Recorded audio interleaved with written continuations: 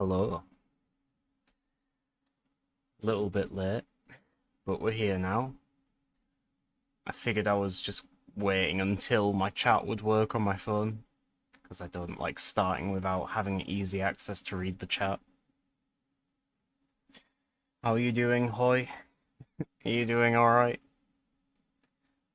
Let me switch over to the game screen now. I'm currently trying to decide whether it's too warm, because I've got a fan here, and I keep putting it on, feeling like I'm too cold, turning it off, and I feel too warm again not long after. It's... okay, good. Decent. As long as you're not bad. Take what you can get. Well, now we've dealt with that first technical issue, we have to hope we don't have a second one, a repeat of the lag issue I kept getting in CK3. However, yesterday it seems we did discover the fix for it. The fix being in enabling... where is it? VSync. By ticking this box, it seemed to just magically fix the lag issue I had. So what happened last streams? Just playing a whole bunch of CK3. Pretty much same as normal, you know, people come and go, say hi, it's nice to see. Got a few new characters in the game. We've got Exsanguine Hand, who is currently the heir. We have Atarian, who is my younger son. Towards the end of last stream, we saw a bit of a return to my almost tutorial-like style of streaming. I was explaining what happened to the corn. Oh, right. Didn't you... has it been that long that you haven't seen us as Brittany yet? We're playing as Brittany because that was the easiest kingdom for us to take. And we needed to become a kingdom so we could have more vassals and deal with better vassal management. I suppose I can explain again why it was the easiest. But first of all, how does the game look? Oh, you have seen Brittany? Well, nothing's happened to Cornwall proper, really. We've just been continuously developing it as normal. I won't bother explaining how we got it then. Not seen your exclave or more than 2 tiles in Ireland. Yeah, we conquered Ireland quite neatly, actually. The Pope gave us a claim on Munster, so we took this entire duchy in one go. And along with that duchy, we also picked up this county here and this county here, so that was nice. From there, this vassal has conquered that, or another one has. And then last stream, we also took this entire duchy in one go because we invited this guy to our court because he had a claim on it. So we declared war on his behalf. Conquered Connacht. Let me think what else. We conquered this island here. It's part of the Outer Hebrides, whatever. Let's see, what else have we got? We've got this, like, exclave here, which... you know, the AI just did that. The guy in Gwynedd here. Gwynedd is now ruled by an inbred, sterile recluse. A 14-year-old as well. Apart from that, though, everything's pretty much the same as before. The Vikings are well and truly, like, dead by now, by the way, Hoy, because the Danelaw has even converted to Christianity now, albeit insularism rather than Catholicism. And I think last time you were here, you already saw that Sweden had converted, Denmark had converted, Iceland had converted, so that just leaves a couple of tiny random pockets of Asatru, and they're probably just going to get Holy Ward now, so good riddance, I say. They caused us a few issues earlier on. Yeah, might as well just click play then. We've done enough talking, no reason to hold off from playing. There are a few things I enjoy more than Brieg's company. Who is Brieg? My niece and friend. My niece. Ah! The daughter of Prince Scarecrow, who we disinherited because we didn't want him to become the king. We wanted Jeb Bush to become the king. Oh wait, no, not Jeb Bush. Oh no, it was Jeb Bush. It's just we've inherited at a very old age. Because I Am the Viking did die towards the end of last stream. I think we only must have played for like 15 minutes after he died, because we were doing it until we won the war for Knacht. Whereas Lollard still haven't done it. I'm very wary of Holy Wars Hoy. I don't want to convert and then just immediately basically get game overed because West Francia doesn't like us. And they are a very real and scary threat, especially considering we have the border here in Brittany. And even just Scotland and England, whatever. Like, we could very easily just get a crusade called on us, so I want to get a bit stronger before we convert to a heresy. Because that would basically just be self-sabotaging the game if we converted this early on. I mean, maybe there's some more competent players than I that could defend the realm against West Francia and England and whatnot. West Francia more like yes Francia. Yeah, they're doing very well for themselves. And the strange thing is, they have all this, but they only have 2 of the kingdom titles, West Francia and Burgundy, so they don't have Italy. They don't have Lotharingia. It's just they happen to have most of the land that's within Italy and Lotharingia without the actual titles. God, I've got a really uncomfortable throat right now. I need to take a drink and see if I can clear it.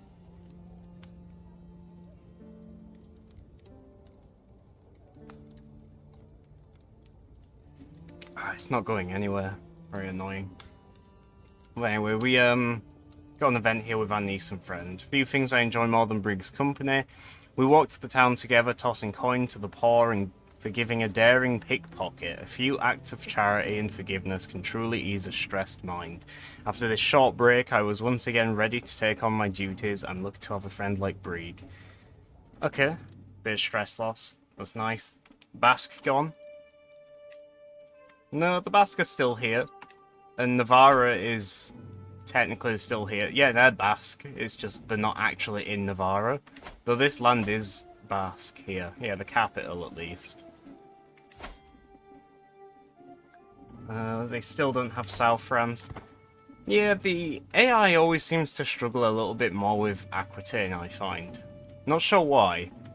Either Lotharingia tends to conquer it first, or they just can't seem to break it and conquer it for themselves, but I don't see West Francia take Aquitaine too often. More of Navarra died? I can't remember what it was like before. We do have an alliance with Leon, though, as you can see here, which is pretty nice. People appreciate us for being regal kings, so they are happy to accept an alliance with us. Not to mention the fact we've got 6,500 men to offer up in wars. Wars which we never actually join if we're called into them. But game plan today, I think, is to obviously finish off Ulster here, and then possibly start making moves against Alba. And by that point we should well and truly be able to take on England, because at the moment we're a bit back and forth. We did overtake their army size at one point, but they have overtaken us in turn again recently. I think probably as a result of the succession last night. Yes, hello there, Splat the Rat. How's it going? Are you doing alright? It's good to see you in chat again. Finally, you have men take England. I can't, I can't. They're too strong. I am too weak and scared. I want to take the weak Irish and the weak Scottish first. The Scottish that are actually ruled by Irish as well, apparently, and the O'Neills. Very Irish, and they're insular. So that is basically just Ireland 2.0. The heir is a Catholic, but he's also still an Irish O'Neill.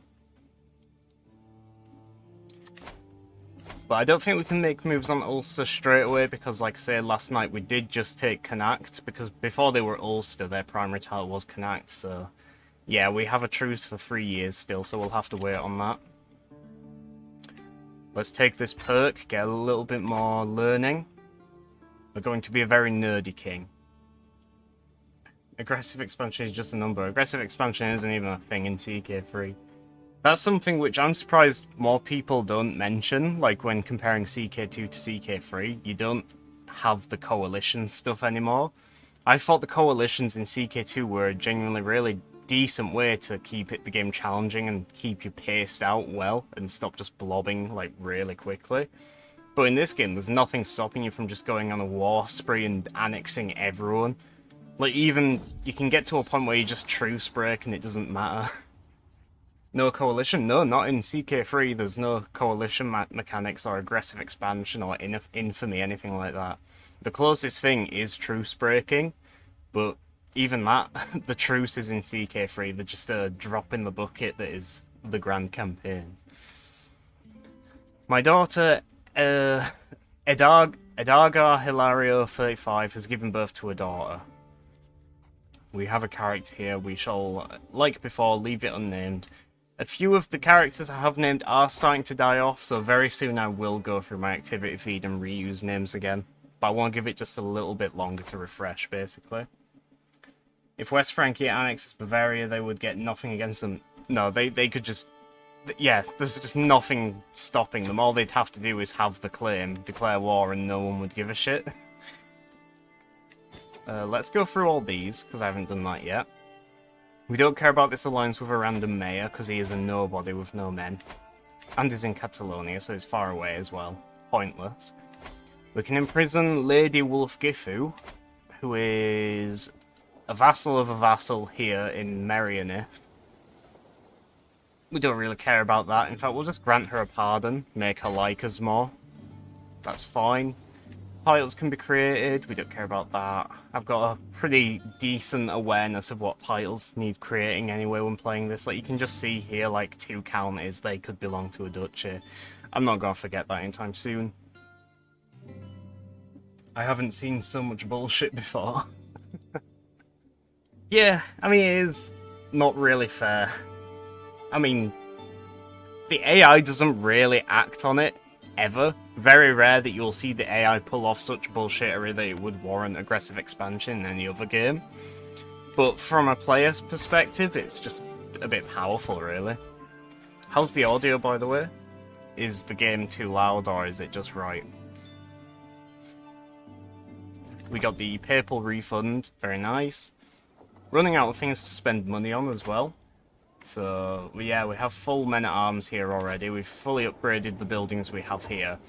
Oh, that's not true, actually, because we built these 2 cities now, so we have these 2 Republican vassals, and we can help bulk them up. So let's get a... there it is. Trade port built in Totnes. I think Totnes. Still got some money. We can't upgrade that again. It's already maxed for now. So let's go for guilds for more development growth. This church has 13 months left, and then after that's done we might be able to build a castle on this hill, which should be very nice. Would be a very good defence from invasion from the inland, because they'd have to take Exeter, then they'd have to take Oakhampton, and this would be a strong castle as well from being built on the hill. It would have access to hill forts, which give +2 fort level, I think. I mean, in Hoi 4 you have no A kind of thing, but it's way short, and you basically have UK and France guaranteed. Yeah, I mean, Hoi 4 does still have an infamy system, doesn't it? It has the world tension. And if you're playing carefully, not that it really matters, especially for people that are decent at the game, you might actually want to consider that early game. Like, if you're playing as a fascist or communist country, you might want to, like, be careful not to tip it over to 25%. But, yeah, that's not really the same as aggressive expansion in EU4, is it? I don't know about Stellaris either. I haven't played enough of Stellaris, let alone gotten to a point where I would possibly get aggressive expansion to know if it is a thing. Ah, this fun character, this nun. She's had a fun life. So this was the random woman, which... she's from our family, she became a nun, and when we generated a character to rule the Isle of Man, this is what the game chose. Rather than just creating a new character, it used her, which was problematic. Long story short, we ended up taking her title away from her. She fucked off to Catalonia, I think. And then on succession, it turns out we're actually now friends with her. The new king is her friend, so what we've done is invited her back to the court. And I think now we're just going to grant her a pardon for all her crimes, because we don't really care about them, we're best mates. Her crimes being murder, and beyond that, kinslaying. She has actually murdered a member of our family, because we're the same family. It was her own brother here, the Duke of Leinster. Not sure why she did it, but she did it. Oh god, it gets even juicier than that, because look, twin, Twin. So she killed her twin brother. Wow. Scandalous. And we just forgave her for it. My dear husband, I'm worried for our son Exsanguine Hand's education, my wife Ermenarda says, with concern in her voice. That oaf Budic is not a good guardian, is he not? He looks like a pretty good guardian to me. We did realise that Exsanguine Hand would probably be better for a stewardship education because he's more naturally inclined towards stewardship, and the tutor we set him up with is also better for stewardship, with stubborn and diligent. However, we can't change it back from martial because you can only change education in a child once in this game. So he's stuck learning martial, and I don't really care enough to change teacher, because even though he's also better at stewardship, he's still a decent martial educator. Late abortion. Of her own brother. I assume you're talking about the murderous nun. That oaf Budic is not a good guardian, he's simply too worthless. Oh. He's our cousin, he's a member of our family, you can't talk about him like that. Our son needs a good, dedicated guardian, someone like my benign sister, Argentine? I mean, she's not bad. Here I am saying I mean again, every single stream now. I can't just get away with it, it's becoming a really bad habit, starting every sentence with I mean. I don't know why, but that also just reminded me as well. I really want to try and remember to raid someone at the end of this stream. I keep forgetting to do it. There's a few people I want to be aware of. If they're live, I definitely want to raid them because I feel like I owe them or I just want to be nice. But even if it isn't them, I want to raid someone at the end of the stream. It's just after 5 hours, I'm starting to feel a little bit tired and I forget. And I just end up ending the stream. But yeah, there's a couple of people I would like to repay the favour with a raid. Should I make the arrangements, she says, looking at me hopefully. I don't think you should. I mean, why? Every time. She has the quick trait, which is decent. She's very smart. But, you know, she's not really a good martial teacher, which is what we're wanting. So I'm afraid Budic is the better choice here. I chose Budic for a reason, woman. God damn it, wife. We know what we're doing. We don't have 100 opinion with our wife, which is a bit of a change, because I think our past two rulers have had very good relationships with their spouse. I mean, need a counter on screen for every time I say I mean. It's gonna be a tough habit to break. I don't know what to say instead of I mean. It feels like a really sort of dynamic and fluid way to start a random segue or a point. Thanks for the raid, Hoy. Open the gate! Yes, open the gate for the one viewer, which is yourself, I imagine. Hold on a second, I just dismissed something there, very offhandedly. You see at the bottom here, third in line to inherit the Kingdom of Alba. You don't say. How the hell has that happened then? So, Tanistry elective. The ruler and all vassals above the rank of Baron and 1 or 2 ranks below the title can nominate a title heir, the Tanist, from among the members of the ruler's dynasty. Oh shit. Well, that's pretty nice, because even though we aren't from the House Poa, we are from the Prydain dynasty. God knows how a Depoa has gotten on the throne of Scotland here like this. It looks like the current queen's grandmother here, who was from the more normal and expected dynasty, here the, well, house, Aelpin, maybe Alpin, I'm not sure how it's pronounced. She was married to the Duke of Brittany, so it has passed on to his family.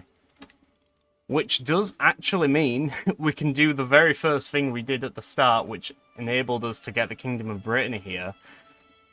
Avoid waiting for succession and just cheese it by claiming title. We could just steal the Kingdom of Scotland right now. They're very vulnerable as well. Allied to Northumberland, but that's only 380 men. Or we could try and be a bit more tactical about this and just murder the two people ahead of us. Maybe not, though, because it is an elective thing, so that could always just change depending on how the vassals vote. I mean, who the fuck would be on my Twitch channel? I can't believe you just made me say I mean again. Not even my fault anymore, that's because you said that. Before we do Scotland, let's see what this event is. Our king truly is generous, Ilva. Just taste the spectacular roast swan, Lumark exclaims lyrically. Yes, indeed, Lord the God Emperor Jeb Bush is most charming, and much like this marzipan. Oh wait, I don't know why I added an and there. Much like this marzipan, Ilva responds enthusiastically. It seems as if my spending on lavish meals has made a new friendship blossom. Ilva was the Norse woman which went on an adventure for us and brought us something back. I can't remember what. It might have been that fancy sword. Yeah, don't worry, Hoy. I'll get doing that claim in a minute. I'm just doing an event. And then Lumark is just a random-ass knight we've got. Which just reminded me, we did do something a little bit funny last stream, Hoy. We unlocked the next dynasty legacy in the blood tree, the one which lets you pick a congenital trait to be more common in your entire dynasty. And rather than doing the thing which everyone probably does, I'm just guessing here, and picking intelligent or even beautiful or anything like that, we decide to make giants more common in our family. We want to become a family of giants. We want everyone around the world to know that Bretons are giants. And that is what we shall do. Well, not Bretons, Cornishmen. Yes. Because, as you know, all Cornishmen are a member of our family, so that perk applies to everyone. Nah, not really. We can pretend, though.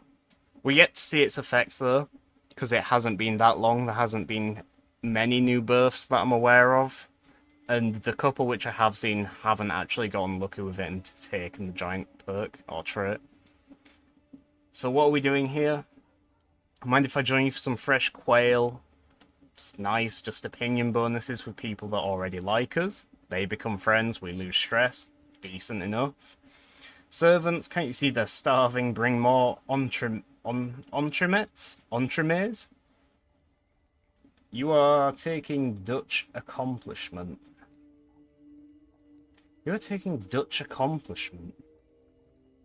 I'm not sure what you mean there. What was I talking? Oh, the giant. I was talking about giants, wasn't I? Oh, and you're making a joke. Haha. Yes. The Dutch are tall. It is known. 60 gold here for more court grandeur and renown, which is nice. It would be rude to disturb them while eating. Prestige? We don't really need prestige. Dutch are tallest, yeah. I was trying to figure out what you were talking about there, and I remembered that fact. I might go for this because we have the money, and I like getting renown. We still get the opinion stuff, and we get court grandeur. So, yeah. In fact, we get more opinion doing this. So, yeah. Servants, can't you see they're starving? Bring more still don't know how to pronounce that. Entremets? I'm guessing it's entremets because it looks French. We whacked up all these things to max again, because for some reason on Succession it all went down to like level 2, so we went down to level 4 court grandeur and lost our massive opinion bonuses. So we're slowly clawing our way back up to the top here. Did I say I mean again when I was pointing out the renown bonus? I should never have mentioned this because you're just going to bring it up every single time now. Then again, maybe that's a good thing, because it'll help me stop saying it every goddamn time. King Azo has formed the Czecho-Bavarian hybrid culture in... I like that budget Welsh coat of arms. Instead of a dragon, it's a horse. They have a horse, and yet their house motto is Son of the Ox. You would have expected it to be Son of the Horse, or maybe that would be an ox, but no. Czecho-Bavarians. I haven't seen that every game, but I've definitely seen it a couple times before. Why is this one? Burying the hatchet. King Jeb Bush, we have had our differences in the past, but don't you agree that it's time to let bygones be bygones? Oh, this is our brother and rival Scarecrow. Our brother who we had a number of arguments with at the court growing up, apparently. And in my headcanon, he is also pissed off at us because he got disinherited and he believes he should be the rightful king of Brittany. But we can actually get rid of this rivalry now. So, yeah, sure, if he's willing to do it, why not? Let us start anew. 100 opinion, easy peasy. One less rival we have to worry about. We don't have any others. We have 2 friends, though. We have the murderous nun from Man, and we have Briga, our niece. House Hastings, you say? Isn't that interesting? I would be delighted if your son Atarian could visit my court in Dublin. There is a chance Atarian could die here. If we are unlucky enough and this kid is like playing by the river and Atarian falls in and drowns, that is an option for this event on their side. I don't know what the chances are of that happening. And Atarian is quite young, 4 years old, so very vulnerable. Ah, whatever. Of course he'll be there. Let's hope Atarian doesn't drown now because of my not giving a shit there. I'm just going to try and mute out those first 2 words whenever I read your messages now, Hoy. Renown. Scottish in South England. More rivals. Yeah, I don't know why Scotland are here, but yeah, Scotland, I need to claim them, don't I? We need to make some big moves on them. We're going to do something very sly as well, because once we've conquered Scotland, we're actually going to change the succession law to no longer be Tanistry elective as well, because we want it to pass on the same as our current kingdom. Or maybe we could even just destroy it. I'm not sure yet. Let's get this show on the road. Your claims, all of Scotland. Bam. And that is the beauty of claim title. It is that easy. As this is the second time we're going to conquer an entire kingdom just because our family is on it and we can use claim title. It is sort of satisfying, I won't lie. But it does feel cheesy. Let us raise an army, and we can actually go straight for the capital because of this cheesy little inlet we have here. So let's go for Strathern, or Stirling, I guess it's called, the actual barony. What is the terrain like? This is plains, so we would actually get a benefit from this. I'm going to do that. No coalition. More bagpipes. The bagpipes will cease. We are going to impose Cornish instruments instead. I don't know what Cornish instruments would be. I guess maybe we could use that like old Celtic one, the like horn. I can't remember what it's called. I'm gonna Google it. Celtic war horn. It is called a carnix. We're going to replace all bagpipes with carnixes. I would play a video for you, but I don't want to risk getting a copyright thing. Because it turns out, you know when I played that clip of the lizard running away from snakes, that BBC documentary when I was playing Half-Life, that's actually got a copyright claim. It's just they haven't decided to do anything on it. They just want recognition that that belongs to them.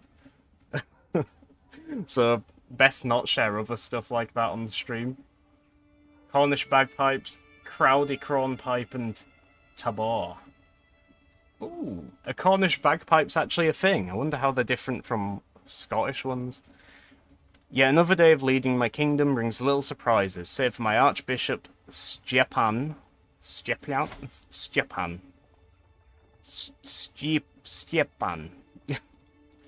bursting into my throne room, eagerly waving a bag of desserts in my face. Oh, lovely. My king, oh, it's a miracle. I was inspecting the cook's meal for you this evening when it occurred to me just how much these particular items resemble the face of none other than Jesus. Upon inspection, I must admit the resemblance is uncanny, but this surely must be heresy. He becomes our friend, which is good because he's our archbishop. We gain the delicious face of Jesus artifact. He becomes loyal, which is nice, but we do lose 50 piety. That's nothing, really. Pepin. Pepin?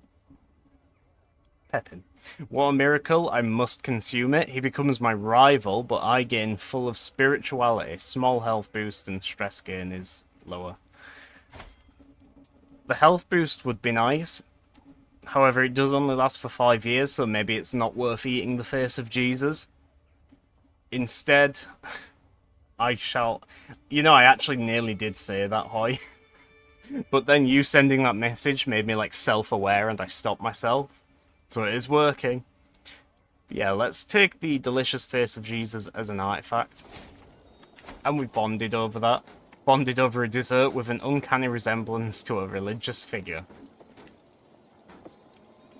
Here it is, the delicious face of Jesus. 0.1 piety, and churchmen don't like us. Pretty shit, then. A collection of pomegranate cakes that bear resemblance to Jesus. Apparently these pomegranate cakes last 60 years, which is quite impressive.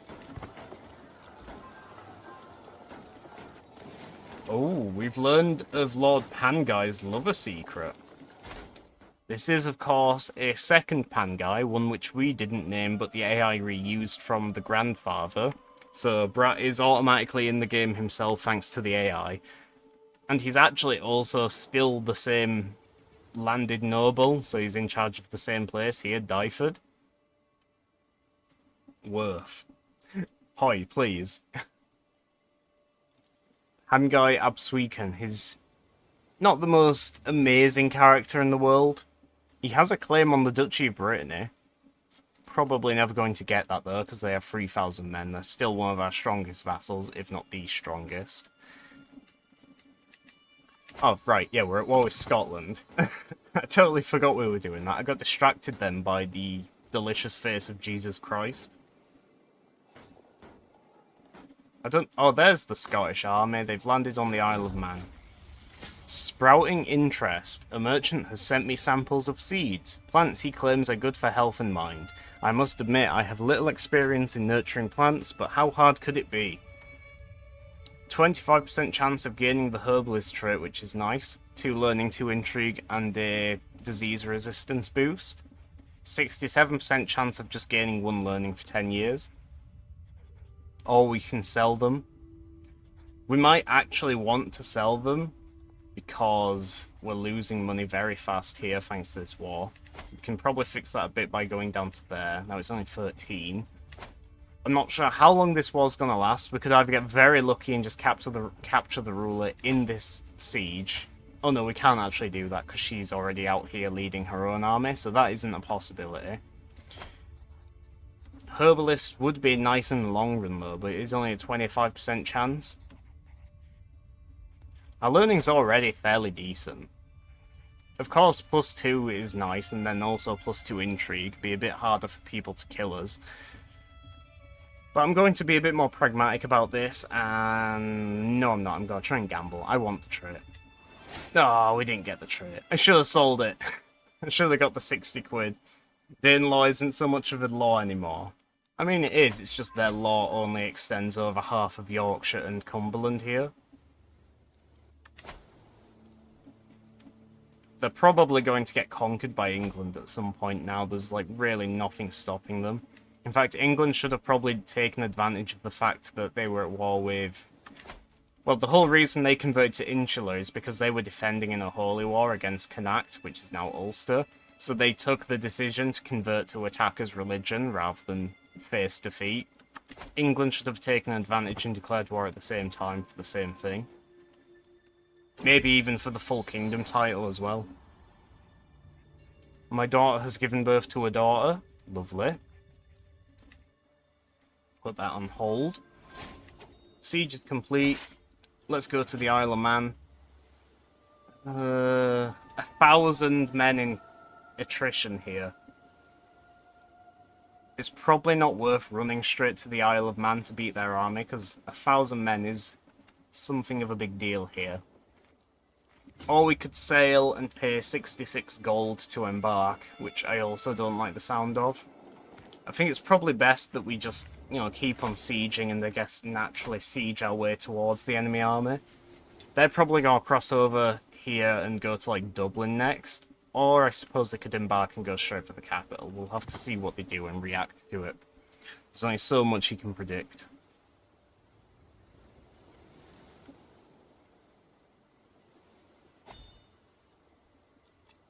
Don't want to hold court. Just siege. I am now. 3, 2, 1. Happy New Year! Start of a new millennium. I was keeping an eye on that. 1st of January 1000 AD. It is officially an entirely new millennium. Wow. The last time it was one of those, the Roman Empire was still around. Also, a belated Merry Christmas. That too. Do we want to repair some of these? We are wearing 2 of them. I think we'll hold off on it for now because we might end up needing all the money we have for this war, depending on how long it drags on. We'll keep the notifications there though. I've got to say, I'm still really, like, perhaps more excited than I should be for Victoria 3 coming out. I'm really looking forward to doing, like, a release day stream of it. I think it's going to be a very fun one, learning together on stream live. And I've just been, like, rewatching the, like, pre-launch gameplay videos, what they did, the live stream VODs. Even though I already saw both of them live, I've just been rewatching them again because I want to just soak in every, like, mechanic, whatever, and hopefully learn via osmosis just how to play the game straight away. I think there's going to be a lot of stuff I struggle with and don't understand, though, so maybe having a chat will be helpful then. But if not, I'm sure I can probably still just figure them out. I've played enough of Paradox's other games that there's got to be some crossover, surely. We don't really want to ransom this kid, do we? Because he's worth 50 gold. She is hemorrhaging money, though, and she isn't actually going to have the title at the end of this war, so we might as well just take what we can. We've got a decent bit of money after that siege and these ransoms.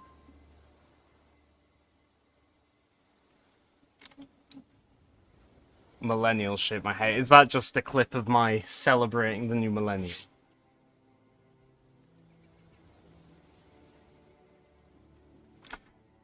I have to say, streaming for like 5 hours like I did last night, and then 4.5 hours the previous couple of other times before that, it is having a toll on my throat. I'm getting better at talking for extended periods of time, but my throat definitely doesn't appreciate it. The Prydain dynasty is known far and wide. Very nice. That's a point. Having her be another king tier ruler, she's giving us more renown.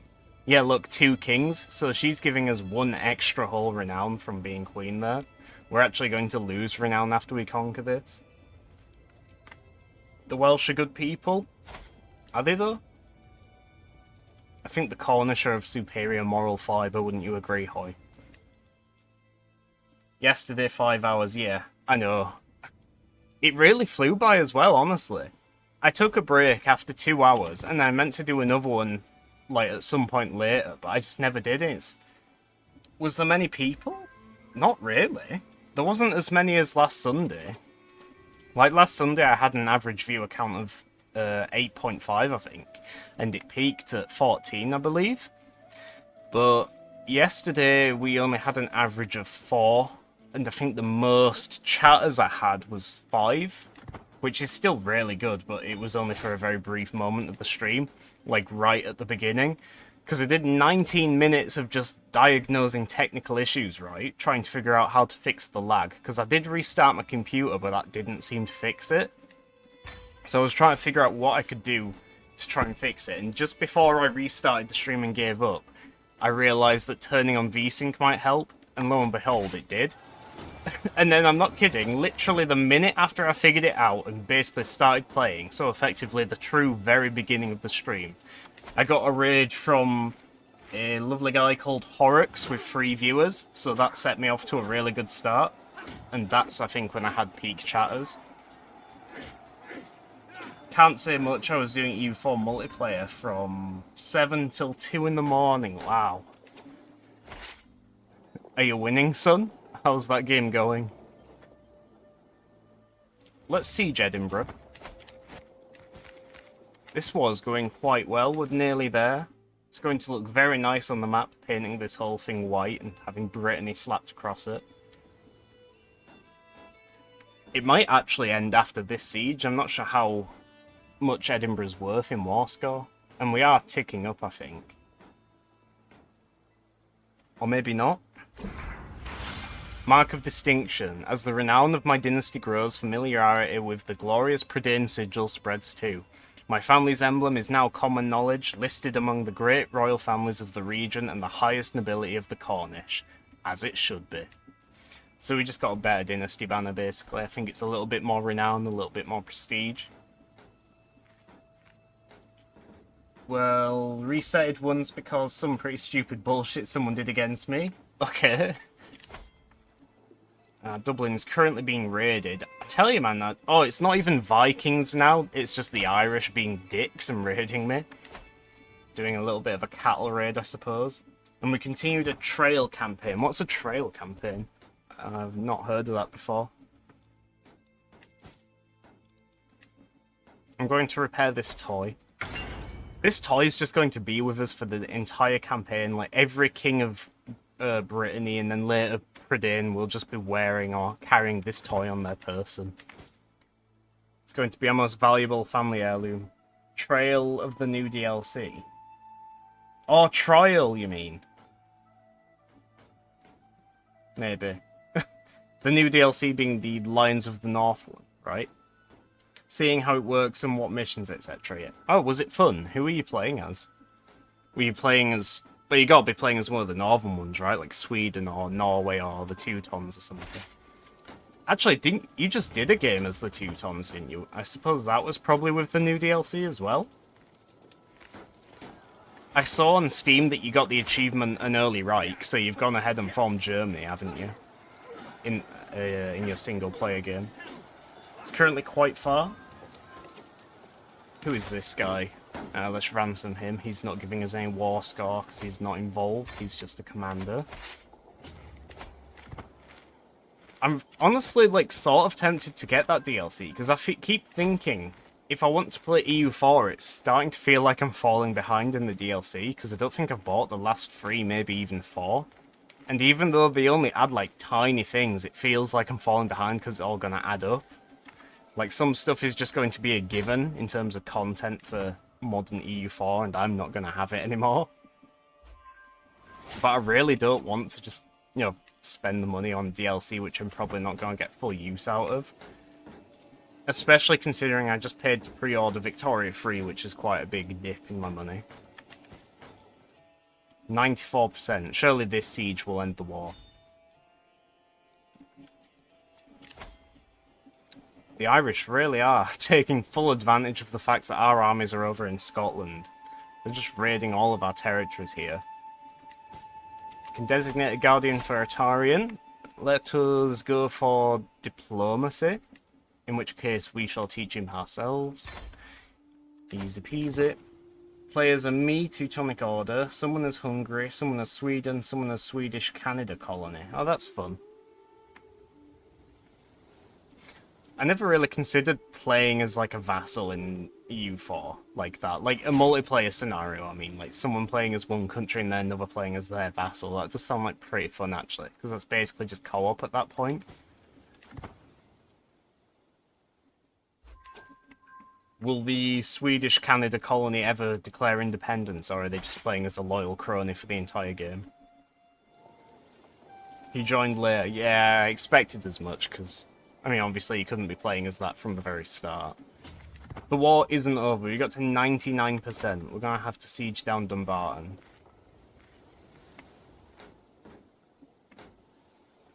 I have had a little bit of an itch to play U4 lately, but it's like I say, I just feel like I'm starting to miss more and more content now, so I'm hesitant to start a new game.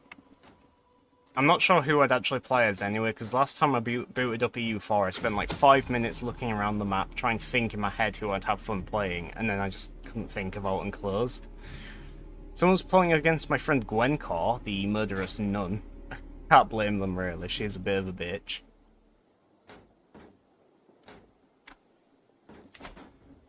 Neighbouring ruler won war. King Sig here of England won against King Harold of the Danelaw in the English de jure war for Essex. So England is actually starting to eat up the Danelaw. They used... Wait, a de jure claim on Essex? Oh, right, because they already had the duchy, so I guess they just did it for like a one county, what they had down here.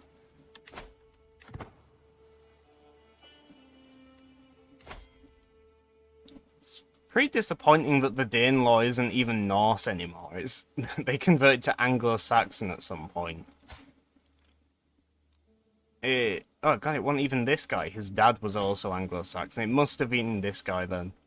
So he had his son while he was Norse, that's why he's got the name Fastit, and then he converted to Anglo-Saxon, and it converted his family too. That has to have been what happened. Still, it would have been really nice for them to stay as Norse and either spread Norse culture in the north here or make a Norse-Anglo-Saxon hybrid. Which did remind me, we do now have Czecho-Bavarian, which I imagine given enough time is just going to fully replace Czech here. Because, I mean, there's no reason why they wouldn't. I think the AI tends to be quite aggressive at spreading culture when they make a new hybrid like that. So they're probably going to quite easily and quickly take over the existing Czech counties and replace it with Czecho-Bavarian.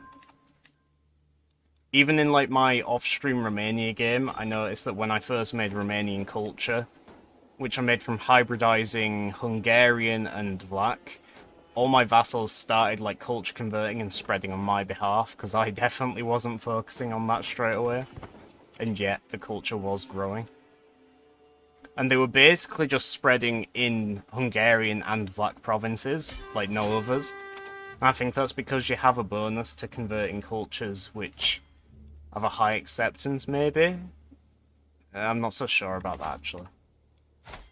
Can we ransom this kid?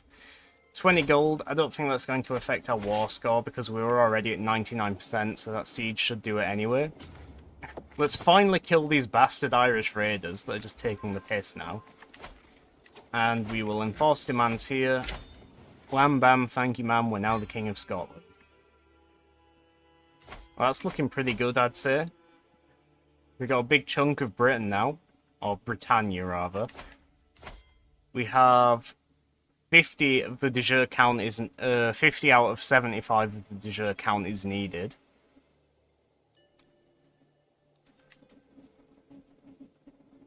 It's a shame we can't create this Kingdom of Cornwall because we locked ourselves out from taking the decision by becoming the King of Brittany. I didn't really think about that until after the fact. Oh yeah, so now we're the King of Scotland. Let's remove these silly traditional laws. Remove law. Yes. So now it is no longer Tanistry succession in Scotland, which some people would probably ask, what the hell am I doing by getting rid of that? But I'd rather get rid of Tanistry on Scotland so it's in line with my other two titles, rather than adding Tanistry to the other two titles. Now, so long as we have a single primary heir, these three kingdoms should always stay passing on to one person. And we can manage that quite easily by just disinheriting. As long as we don't have too many sons. If you want to know the bullshit I was Swiss. My game plan was basically just to do the missions of taking Switzerland and then Swabia land, and that's it. And of course, renting my army.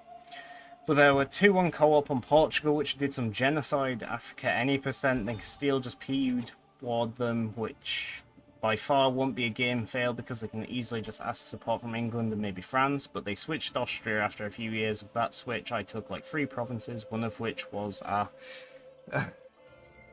Free City. Then the Austria player, before I annexed it, said a warning that they will declare war on me if I annex the Free City while someone was talking. So I annexed it, and they freely took Hungary PU and Bohemia PU. But oh no, if I take one Free City, that's too far for me. Oh dear. So you restarted the game after that debacle. And now you're playing as the Teutons.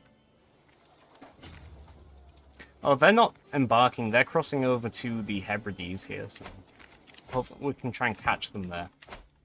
We need to try and do some vassal management in Scotland now, because these guys are probably going to be very pissed off at us. Yeah, they want seats on the council. They don't like that we were in an offensive war. We haven't been the King of Scotland for long. Strong kingship, or kinship. Is that a cultural thing? Ah, what is this? Opinion of liege -10. That'll do it. Fun times. Great, okay, so we gotta deal with that from all of our Gaelic vassals now. Which we have quite a few. At the very least, we can minimise that by creating the Duchy of Albany and combining all these guys into one. The previous Queen of Scotland is still here. She is one of our vassals. She is the Banmomere of Strathern. Switch game save to another. Ah, yeah. What is our Chancellor? Our Chancellor should probably switch to domestic affairs now. I'm still not sure what to do about the integrating duchy here, making de jure. Oh god, let me try again. I'm still not sure about making Cornwall a de jure duchy of Brittany, so I don't mind switching that to domestic affairs now. We also have a bunch of new artifacts to play with, because they came with the title of Scotland. Our current armour is better than this. We got a couple new weapons. Our sword is 5 prowess plus 5% enemy fatal casualties. Yeah, better than these basic ones. Royal Court artifacts as well. So we got the newest ones up here. We have a fragment of the True Cross, which isn't actually worth that much. Certainly not better than our 2 Excaliburs. Still salty about that because I played Swiss because I just wanted to be in nobody's way and just sell army, but nah. Well, what's done is done, hoy. There's no way to go back in time and change it now. These 2 thrones are the exact same stats, but maybe this one looks better. No, it looks exactly the same. Well, let's get the old Cornish one back. We have a Ketchafak Dynasty banner, which is pretty worthless to us because all it does is the court grandeur bonus. We don't get everything else. We do have a slot for the small wall ornament here. Ah, we have a Gaelic shield. Pretty neat.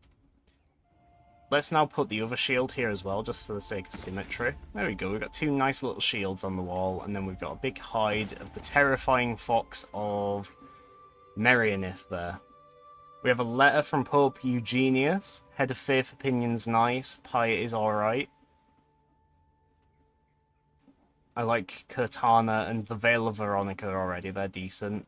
Even the 2 Excaliburs are fairly decent, even though they're pretty mediocre and common. They're still better than everything else we have. Yeah, and then everything else is just mediocre. Still, we got a new shield out of it. That was nice.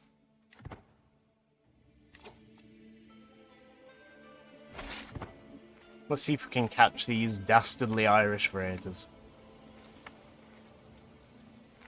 Looks like we can because for some reason they're attacking us.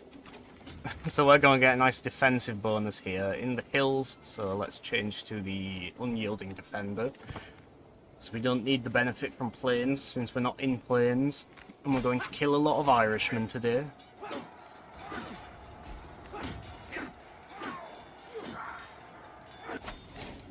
Beautiful. We killed all of them. 1,502. The entire army. We wiped them out. You love to see it. We didn't get any money though, I noticed, which is a bit odd because they were just raiding up here. We can ask the Head of Faith for gold, as always. Beautiful. He's going to give us 400 gold as well, which is nice. We'll repair our thingy here. It's only 38, it's no problem.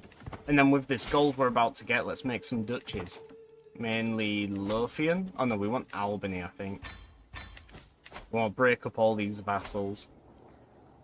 It'd probably be a bit dangerous to give Albany to the previous Queen of Scotland, because then she has a claim on one of our titles, and she's a direct vassal. I wonder if one of these guys has a claim on the duchy, what we're about to give. This guy also has a claim on Scotland. He's not going to be happy with it, but for the sake of neat vassal management, I'm going to revoke this vassal from the Duke of Brittany. It's going to upset a lot of people, but I think he should agree. Yeah, 100%. I've noticed that the AI, even though they don't like it, they do tend to agree more if they realise that this isn't their de jure vassal, so we'll do that. There we are. And he is a Breton and from the Poa family, so I'd rather not give him a duchy as well. That family's already strong enough. Also a Poa. This guy's got claims on these counties within the duchy, which is a bit... It's less than ideal, but it's better than the other alternatives I'm looking at. Maybe this guy? This guy doesn't have any claims. He is from the House of Wessex, but I don't think that'll be a problem. He's a very distant branch. Yeah, I'm going to give it to this guy. Where is it? Albany, King of Scotland. Oh, it's called Sursin now. There we go. Nice little bit of vassal management, and that's also resolved the faction we had brewing. For some reason we gained a French Warhammer, not sure why. Also, no way of winning like 1 to 6 troops. Still talking about the EU4 game. You really are bothered by it, aren't you? Or are you talking about something else? I just presumed there. Probably shouldn't have done that.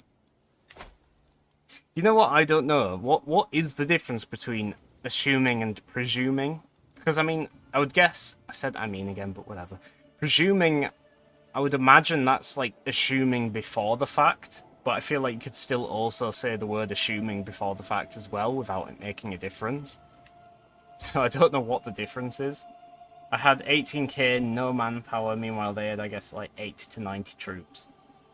Fun times. For some reason, we're missing a bunch of court positions here, so let's fill these in. Duke of Moray is not happy with us. I'm going to sway him.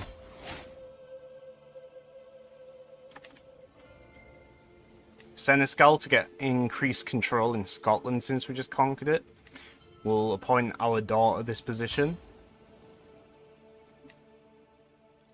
Master of the Hunt maybe, so we can get faster court grandeur change. Try and get back up to like 9.5 quicker. And it'll be a nice little opinion bonus for one of these vassals. Not that they're important. Could give it to the Duke of Brittany purely for the opinion bonus. Normally I would fill the Royal Architect, but we don't have like really any buildings to do at the moment. We could do these ones in the cities, but I actually want to get a couple of titles before building again. Such as Lothian, which we're going to usurp from someone. I should have actually checked who. Some messy vassal management here. This lady is bigger than she should be. I don't like this vassal either. We can't really neatly take this from her because he controls the lands I want. Ideally, we would remove this vassal from her, take these 2 counties from him, and then give this vassal back. But I don't think we could get away with that. That's a little bit too far. Even just revoking that vassal probably won't work because she doesn't like us, and technically he is her de jure vassal. Just because he controls those 2 counties which aren't de jure doesn't counter the fact that his capital is. So we'll just have to live with that, I suppose. There's an independent Dunbar here. I think this is... Yeah, this is who we just took Godovin from. So let's give this now to... Not this dwarf, because he has a claim on Scotland, so we'll give it to her, the other dwarf instead. The insane dwarf. You can have... Where is it? Grant title. Godovin. There it is. And then we want to try and vassalize Dunbar, I guess. Minus 36%. He doesn't like us. Oh, he's tribal. I didn't realise that. I wonder how many of these guys are tribal. Feudal. Feudal. Feudal. I think he's a bit of an outlier then. Governments. Yeah, they're in... There's just him and then this guy. Our Norse vassal. We already converted his son and heir to Cornish, which is nice. We did that last time. But yeah, tribal. What do you know? I'll be a bit of a troublemaker. We can create the Duchy of Northumbria as well. I didn't realise we conquered this, but we did. Ah, he has a claim on Scotland, which isn't ideal. So many of these people have claims on Scotland. God damn. I mean, we've done I've done a decent enough job at minimizing the people in power with claims, I think. Like, yeah, none of these dukes have claims on the kingdom, but they're probably still going to succumb to a faction within their duchy at some point. But at the very least, we've delayed it. Betrothal fulfilled between Rudolph and Bonn. I don't know who they are. Two random courtiers. Feudal favoritism. Uldag, which is the guy we were just looking at, I think. Oh no, he's my other Norse vassal. We didn't convert his heir. He's still Norse. Uldag has been silently seething all evening. Seething and coping. But finally bursts as I reach for the sturgeon caviar. I simply cannot understand why you granted the Duchy of Lothian to Duke Manfred. What do you mean? You're nowhere near Lothian. I wasn't going to give it to you. These lands by right belong to me. Oh, he is right though. Look, he does have a claim on it for some reason. That's weird. I wonder why he has a claim on Lothian. What grave offence have I caused that you should treat me so ignobly? Twitter? What do you mean Twitter, hoy? Well, what do we say to him? Why did we make Manfred the Duke when he has a rightful claim on it? Manfred has qualities you lack? He wouldn't like that. And we wouldn't like it either, we'd get stressed out. Forgive me, Dag, Lothian is yours. Definitely not doing that. That would be very messy vassal management. 94% chance he's insulted. I think we probably just gotta take this opinion loss, honestly. Because we'd be taking the opinion loss with this one anyway, and stress. We're definitely not giving him the duchy, so pretty much no choice here. Maybe we get lucky and get the 5%. Nah, he's insulted, of course. I wonder if we can... I was going to convert this, see if I could convert this guy's son to Cornish, but there's probably no point. We control quite a lot of Gaelic lands now, so by having more Gaelic vassals, it's going to help get acceptance higher quicker. So we'll just leave that as is. Our multicultural kingdom has grown. We now have to deal with the Gaels as well as the Irish. In our recent communication, my vassal Duke Prydain expressed a want to focus on his ambitions and interests more. He surely enjoys subterfuge and intrigue. This event is usually just based on their education, I think. So if it's like nothing entices him like a good book, that's for learning. Appreciates feats of war is obviously martial, and then subterfuge and intrigue is intrigue. I think there is some weighting based on other traits as well, but generally it's a good rule of thumb to just do it based on the education. Yeah, there we go. I don't think we're going to bother making Northumbria because it'd basically just be making this vassal one tier higher and nothing else. So we'll leave that to him if he wants to form it. I'm not wasting my money on that. We'll put this guy back on quality as well because our army is no longer raised. We don't care about that battle axe. Yeah, that was quite good, that. Very unexpected, but very successful. We should be able to conquer Ulster again now, yeah. We don't have the truce anymore, so we could do a forced vassalization. There's a couple of guys with claims here. Only for single counties. I mean, why not? Allied with Northumbria, 1,000 men. Auril is a vassal. Galway is my vassal. Lothian is my vassal. Goretzia is 3,000 men in Switzerland. But assuming they got here... Oh, yeah, we completely wiped her army, so... Yeah, you know what? Let's just do another war. Let's do forced vassalization. It's not the best CB, certainly not very efficient in terms of how much it costs prestige-wise, but it gets the job done.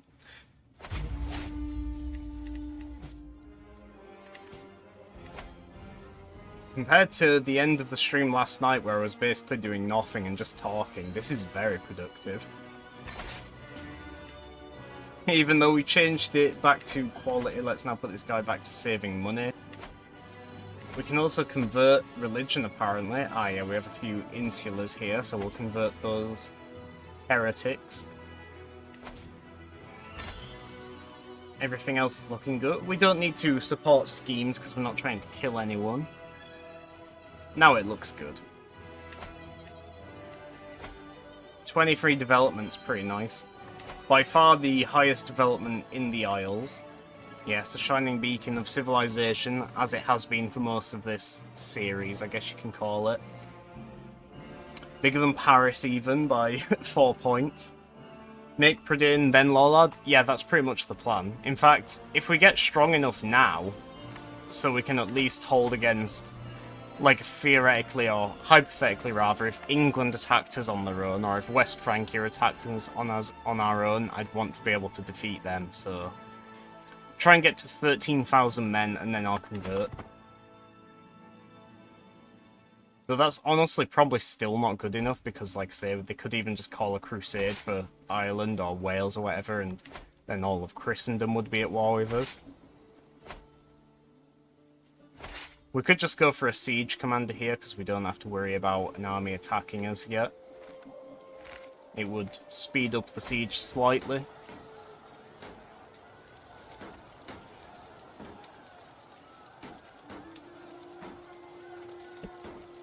The Siege of Dunpatrick.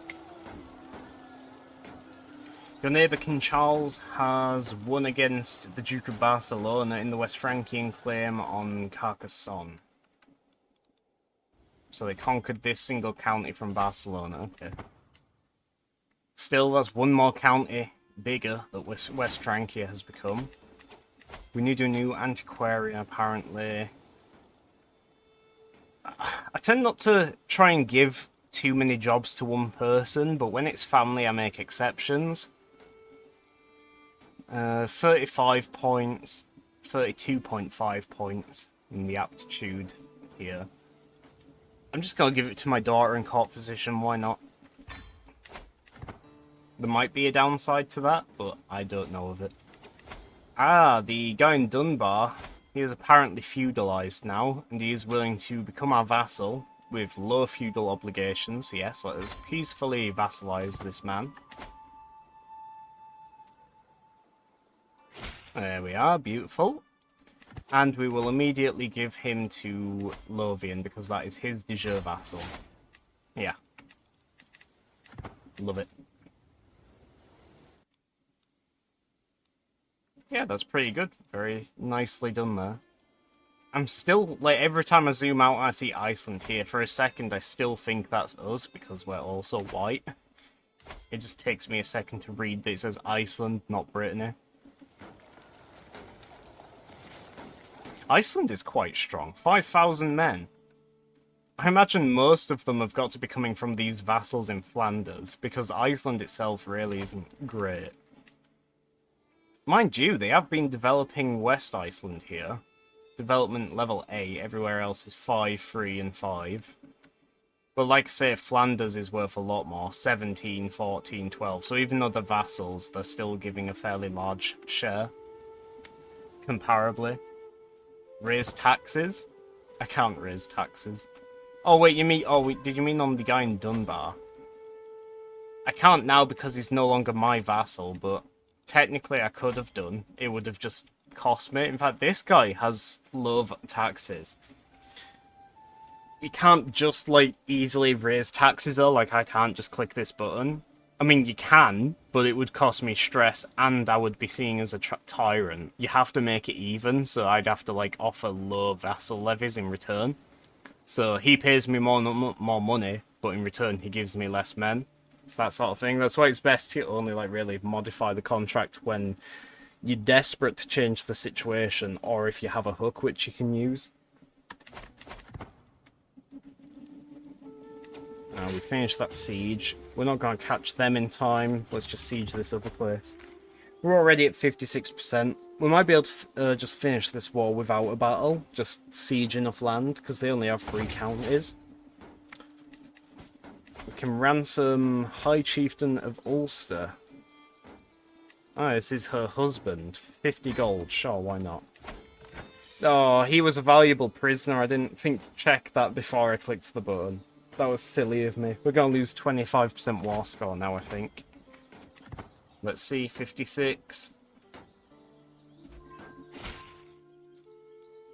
Wait, so who else have we captured if not him? Because it didn't go down. Ah, the Duke of Moray, who we're trying to improve opinions with, he has demanded we give him independence. Him and Gwyneth, Galvay, and Northumberland. That is very tedious, because we're in the middle of a war, and they are strong enough, so they outnumber us. I will not be threatened.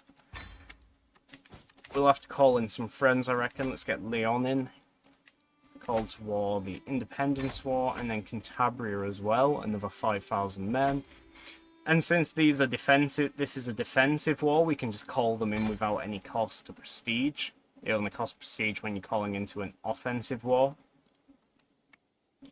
Who are other allies? I think we have a couple more, don't we? Oh, we have Armagnac, 1,000 men. King Horrocks here, the lovely man that raided me last night. Like the hook on Brot. Do we have a hook on him? Oh, we don't. We should do, though, because we're the house head. So, we must have, like, already used it at some point. And I think we have, judging by this, because I love put it up to high taxes. But yeah, let's just focus on conquering Ulster, and then we'll have to hope that our allies get here in time to help focus then on the Independence War. I don't think this should be a problem, though. The lover hook. I don't have any lovers. I don't think Brat has any lovers. I can get a new perk, very nice. Oh, this would be pretty useful for us. Different culture opinion plus 15, so all our vassals, which are like Norse, Gaelic, Irish, these guys are all going to like us plus 15 more. And cultural acceptance gain goes up faster, and we can learn 2 more languages, so we could... That's something I actually forgot about. Rather than swaying, we could try and learn Gaelic or something. Yeah, because we don't know we know Brythonic Celtic, but we don't know Goidelic. And Goidelic is what the Gaels and the Irish speak, so that would be 2 in 1. So let us try and learn that language from Countess Sif here. She is Irish. 95% chance. We can learn 8 languages. We only know 1 foreign language, so we're really not making use of that high cap. Ulf. I think this must be the valuable prisoner because this is a grandson of the chiefess. So, yeah, he's worth 100 gold as well, so we don't want to get rid of him. We want the war score, not the gold.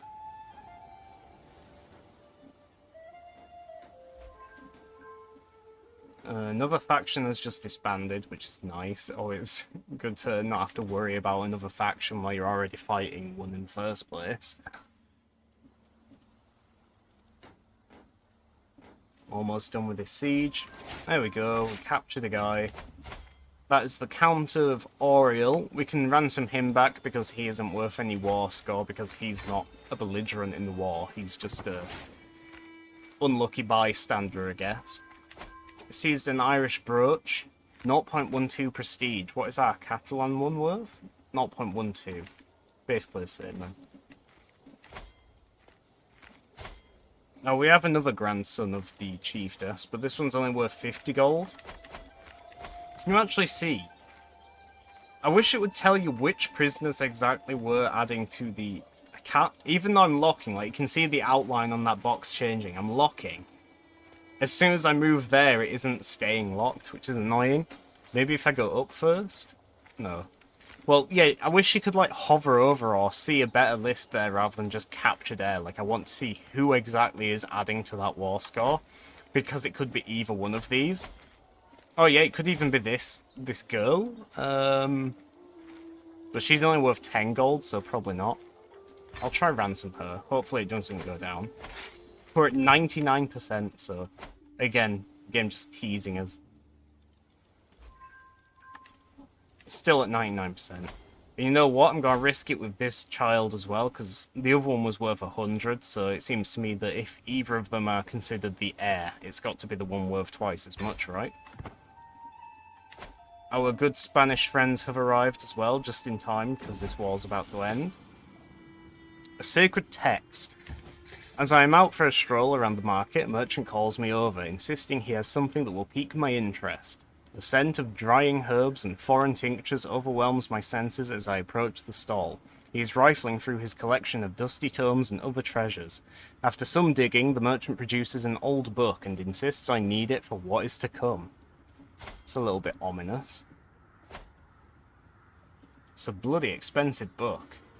We can afford it, but it'd only mean we have like 1 month left before we go into a debt for this war, so definitely not.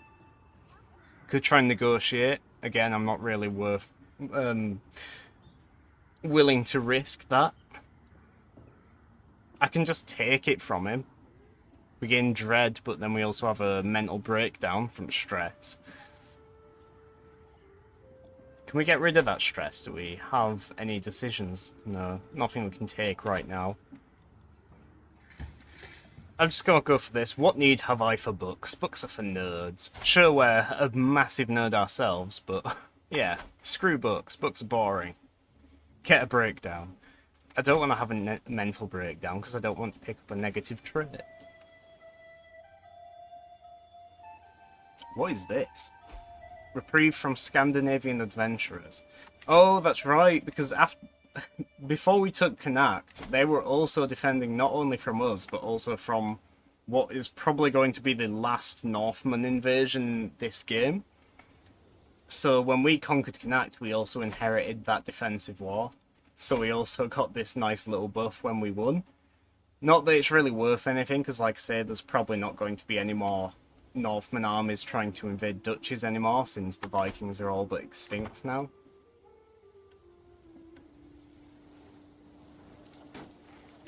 That's a little bit tedious. Oh no, that's not our vassal, that's a different guy. That is an ally of Ulster. Our Spanish allies have arrived in Ireland and it looks like they're waiting to follow us. Our Chancellor seems to have swayed our vassal, which is a bit ironic because this is one of the vassals. In fact, this is the vassal leading the faction war against us right now. And yet he's just sent us a letter here. I have been hosting your Chancellor for several weeks, and he has helped me truly see the splendour of the realm under your rule. I am nothing less than honoured to serve as your vassal. Does that mean you're going to stand down your revolt, then? Oh, one of our first artifacts here, a memory of Earl Vanidra, that book which counted how Vanidra and our first king became friends. In fact, no, it wasn't our first king, it was Yuhoi, it was King Hoi, our second king. We don't care about that alliance. We don't care about this brooch. We don't care about this house banner. And we'll just let them get destroyed over time.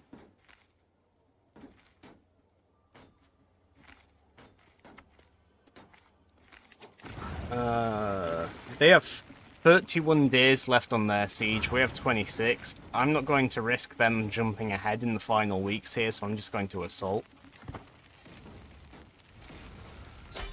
There we go. Didn't get any prisoners. And we have vassalized Ulster. Brittany has grown yet again. And now we can take the war to our insidious vassals, which feel like they shouldn't be our vassals anymore. We'll go up this way so we don't take attrition, and we'll just fight them straight away. I'm not going to bother like sieging and doing a bit of back and forth. I'm going to try and take them down now.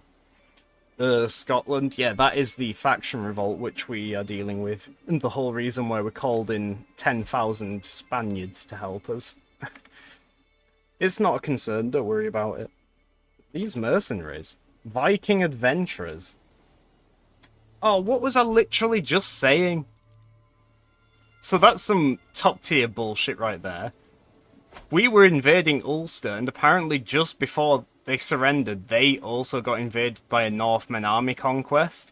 So even though, as I was just sharing, we have reprieve from Scandinavian adventurers, we now have to defend against this big Viking army as well. That is some real bullshit. I'm going to have to call them in as well, because they're not going to be involved in the battle if I fight them.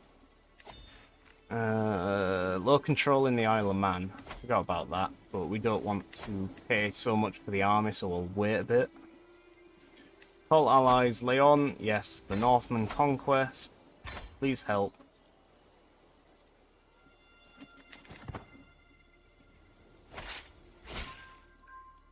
Can't believe that. Wait, how did you get that buff? Do you just give some Vikings some land to defend you from other Vikings? No, I was literally just saying, Hoy. Before we conquered Connacht, they were fighting 2 wars at once. One against us, and then one against the Vikings, like we are now. So when we took Connacht before the Vikings did, we inherited their war, so we had to fight the Vikings back that were invading Connacht still. So when we won that war, we got the victory thing, which was the trait, which I see the game has now wiped, because I guess it's realised that it doesn't make sense. On the plus side, we will get it again when we beat these guys. Here, yeah, look. You gain reprieve from Scandinavian adventurers if you win, if you, like, successfully defend. You're meant to gain money, but for some reason it seems bugged, whatever, because whenever I've seen this, like, war happen in a game, not just this one, if you successfully defend, it says they pay gold to you, but it's always, like, 0. Even though they lose, like, 500, you don't get it. I think that must be a bug.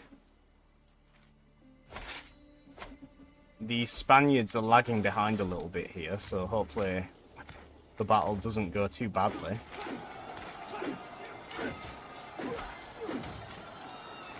We're losing quite a bit of casualties, but I think we've won this. Someone's trying to kill my brother Scarecrow. Oh, I can't believe they do that. We've just mended our relationship with Scarecrow as well. If you told me that a few years ago, I would have celebrated. Okay, let's not cross a river. Let's come from the hills. Also put a better commander on. I accidentally forgot about that. We've beat back the Vikings. We got 350 prestige and this modifier again.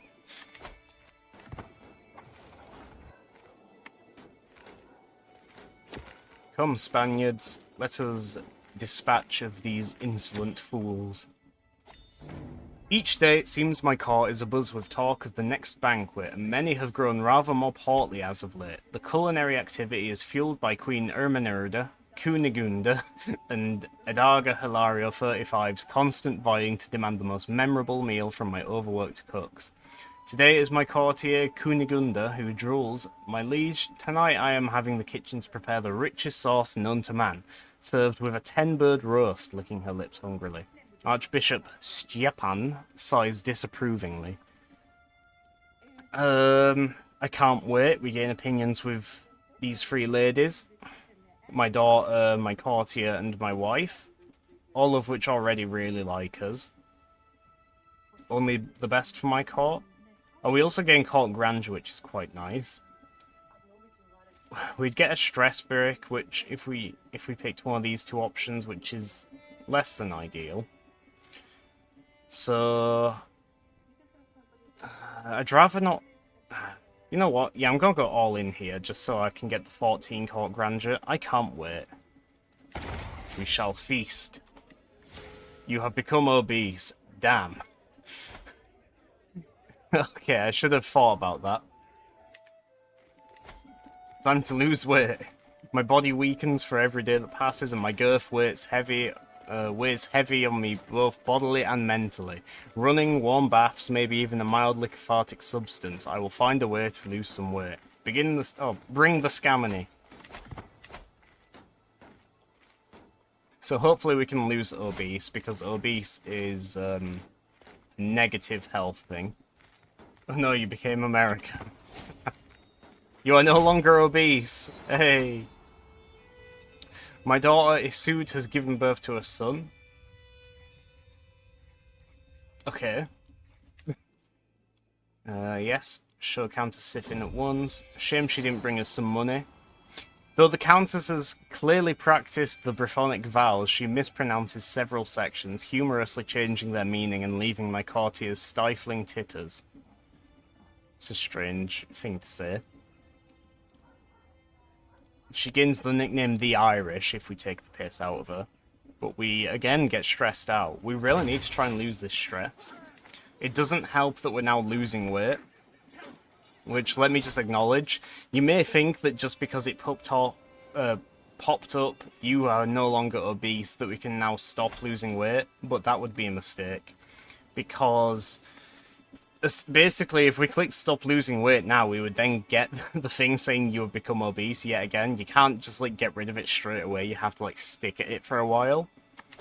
And we might actually have to have this, like, permanently enabled for the rest of this guy's life now, because our court is so grand, we have, like, all these, like, really fatty foods, exotic foods. So it's really hard not to be obese now. Look at this guard. I like him. He's my favourite bodyguard now. Sorry, that was a bit of a segue. Pew pew pew, how's it going? Hello, Godslayer. Not bad. It's going pretty well, thanks for asking. How are you doing? I know I was there for the stream earlier, but how are you doing now, I guess? We don't want to hold court. Let's dismiss that notification. Is this all of our vassals' armies here? I think it is, which is nice. Because this will be a decisive battle then. They probably won't recover after that. Yeah, we killed 3,500 men. That is very nice. Let us now siege the capital of the war leader, which is Moray.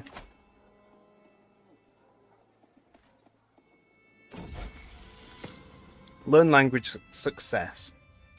After lots of hard work, I finally learned the Goidelic language. Endless hours practicing accentuation, sleepless nights mimicking inflection, countless lessons mastering intonation, it was all worth it in the end.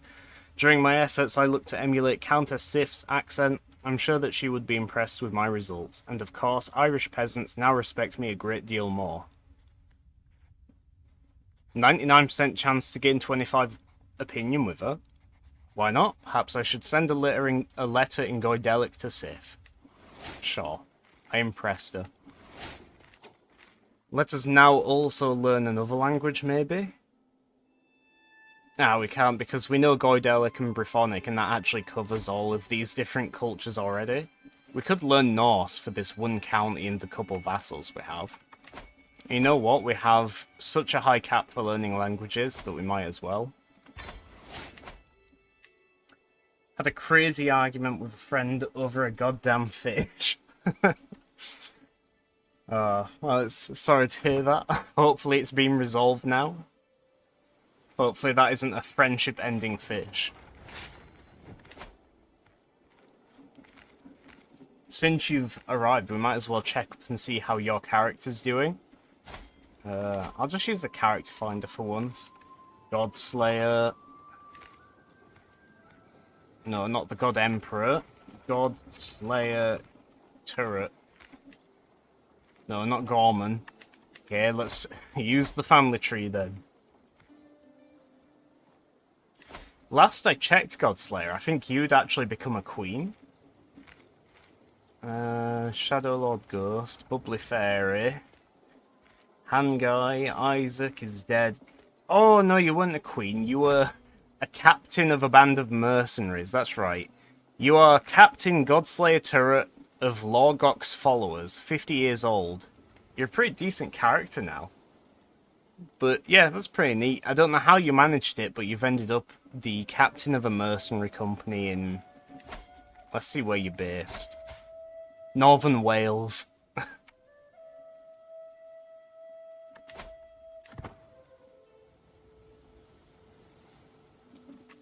I don't know if there are currently any Hoi Blobvis characters alive.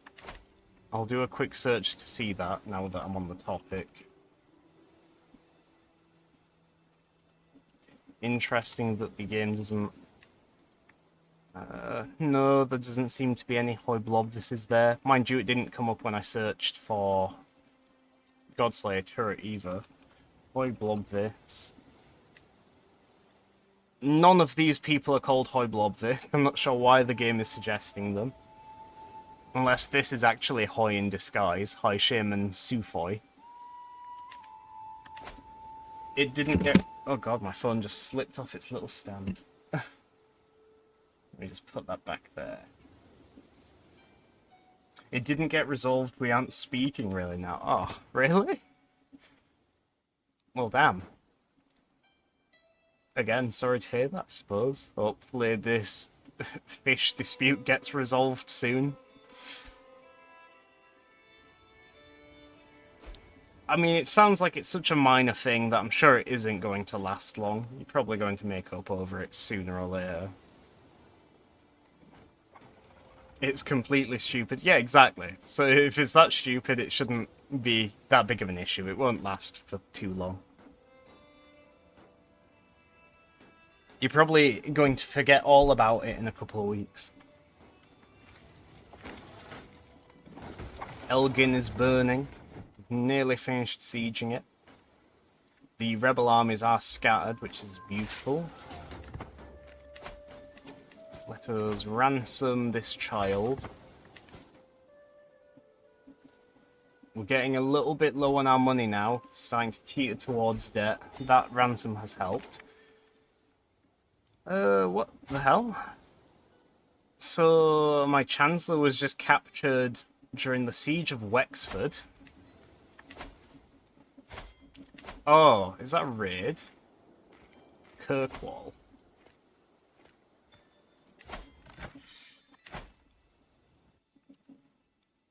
I don't... Oh, no, my vassals are fighting in their own little war. I see. Well, he's probably going to get out eventually, but he was a really shit Chancellor anyway, so I don't mind replacing him with the Duchess of Ulster, Duchess Ben Moomin.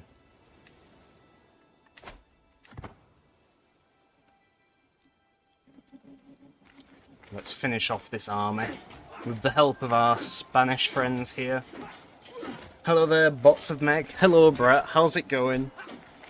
You'll be pleased to know that even though I've stopped recycling names temporarily, your character is still technically in because the game decided to reuse your name automatically. So, your original character's here, Lord Panguy. You know, you were ugly, gout-ridden, overall pretty average. You were the Lord of Dyford. When you died, your amazingly attractive son took over. He died very recently, actually, 938. That's when he was born, 996. Yeah, like, what, that's 8 years ago? Not 8 years ago, that's 7 years ago. Nearly 8, though. Yeah, and since he died, he passed it on to his son, who he decided should also be called Panguy, so you're technically back in the game. You are wrathful, content, compassionate, and you've got a pretty average education in learning. I should ask, how are you doing, Brett? Are you alright? How's your day been?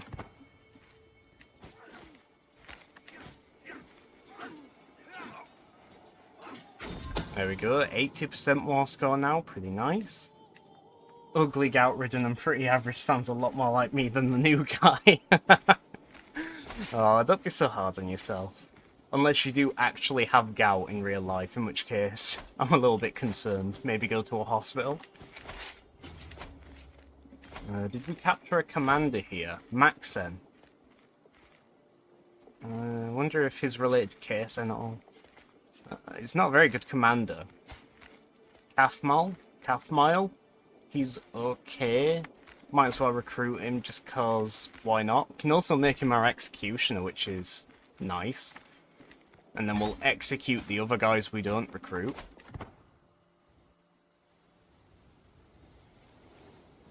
Come on, there we go. I have no choice but to accept, and we shall put you to work straight away on killing these poor innocent people. Maybe not because we're just, so it would give us a mental breakdown. Fun times. I still don't want to stop losing weight because of like how I explained before. As soon as I click that button, it's probably going to make us obese again within like days. Honestly, I did confuse the word gout with gut for a second there. Gut-ridden just sounds like a nicer way of saying fat, and I am actually fat. Oh. I mean, my character was also obese. We're currently trying to lose weight. And we are definitely on the portly side here. See if we can get a better angle of us. Rear wall view, I think we can do... There we go. Oh no, we don't actually look so bad now we're sat down. I think in the portrait, and mainly in like the face, we look a little bit chubby though. But we are working on it. We're trying to lose weight. We really are. I'm not sure what we're doing exactly to lose weight, but we have this ticked, so it is happening. Scarecrow can marry. Or remarry, rather, because his first wife, Goto, died. Oh, this was the random woman that was living in sub-Saharan Africa for some reason, wasn't it? Because I remember the joke, "Go to Africa," someone made last night. I think that was Astra that made that joke. But anyway, Scarecrow can remarry now. We could try and renew an alliance with someone. We're still allied with Cantabria and Leon, which is the most important ones as far as I'm concerned. But we could also go to Bavaria or Great Moravia. 7,500 men. Pretty big armies. And this one is also intelligent. So, yes, let us marry this 59-year-old to this 13-year-old. This is the way.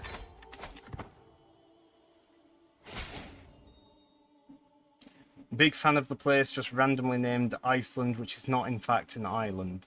Oh, island, which... Yeah, no, that's the Norse name for Iceland, so I think... Yeah, that I actually has like a thing above it, so it's pronounced Island, I think.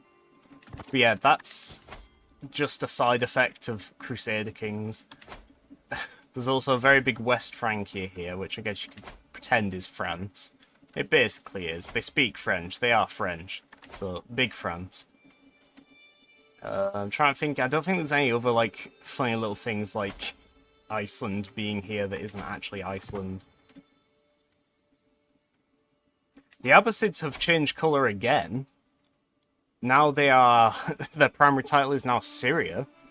I've got to say, I've never seen an Abbasid Sultanate that is this colour. I've always seen them as green, never a beige.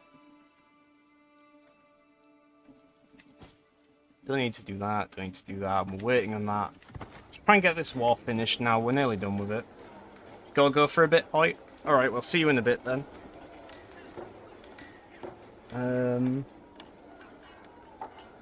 I see, well, Ireland is also the German name for Iceland. I just didn't think that would also be the case in an English game. I mean... Oh, I need to stop saying I mean. It's really driving me insane here. But I was going to say, CK3, it's not too consistent with it, but a lot of places do have, like, more localized names, so... Especially Norse places, because they got an entire DLC dedicated to them. There's a lot of, like, Norse names for things, so when Iceland is ruled by the Norse, it is actually called Island. But if, like, I was to take over it, as a Cornish person, or even if an English person took over it, I think it would just be called Iceland, like normal. But like I say, it's not very consistent, because West Francia is called West Francia, it isn't like whatever that would be in French. Bavaria is Bavaria, not Bayern. Bohemia is Bohemia, not whatever it would be in... Well, apparently these Czech-Bavarians speak German, so... Whatever Bohemia is in German. I think it's Böhmen, isn't it? Like, Böhmen. It's got an umlaut above the O. But yeah, it's mainly just the Norse that have their own custom names, I think. Where's Germany? I don't know what you're talking about. I've never heard of such a thing. What is a Germany? All I know is Eastern West Francia, Northern Bavaria, and Western Great Moravia. Did Angria just change name? No, Angria became a vassal of Bohemia, it looks like. Not Bohemia, Great Moravia. I don't know how it happened. Because, yeah, these guys are Saxon. They're their own dynasty, and this is entirely just a very big duchy of Angria. So somehow they've just become a vassal. Great Moravia was called Angria's a second ago. This game seems very complicated. Yeah, no, it changes names because that's Great Moravia. That is the kingdom. But then you can break it down into the individual vassals within. So within Great Moravia, there is also the Duchy of Angria. So when I click it, it focuses on vassals. But if I zoom back out, it goes back to the full country. It's like if it was a modern map, that would be like clicking Germany. And then if I clicked that and zoomed in, it would be like the individual states rather than all of Germany. It just changes the focus dynamically to better suit what you're trying to look at. Like, there's a reason I clicked that and then I clicked the flag, whatever. That's me basically telling the game I want to look at Angria, not Moravia. That siege wasn't enough, apparently. We're at 94%, so we still need to do some more. I think I'm actually going to dismiss my army, though, because the Spanish seem to have this in the bag. They're going to finish it for us. Well, apparently I live in Angria, which means I must be getting angrier. Nice. Yeah, I don't know where the name Angria comes from. There's probably some historical meaning behind the name, but I have never heard of it outside of CK3 before. It's basically just Hanover, isn't it? Like, this is just a greater Hanover at the moment. The de jure borders are this, so it's definitely a lot smaller. It's between Westphalen and Ostphalen. Yeah, that's basically just Hanover, isn't it?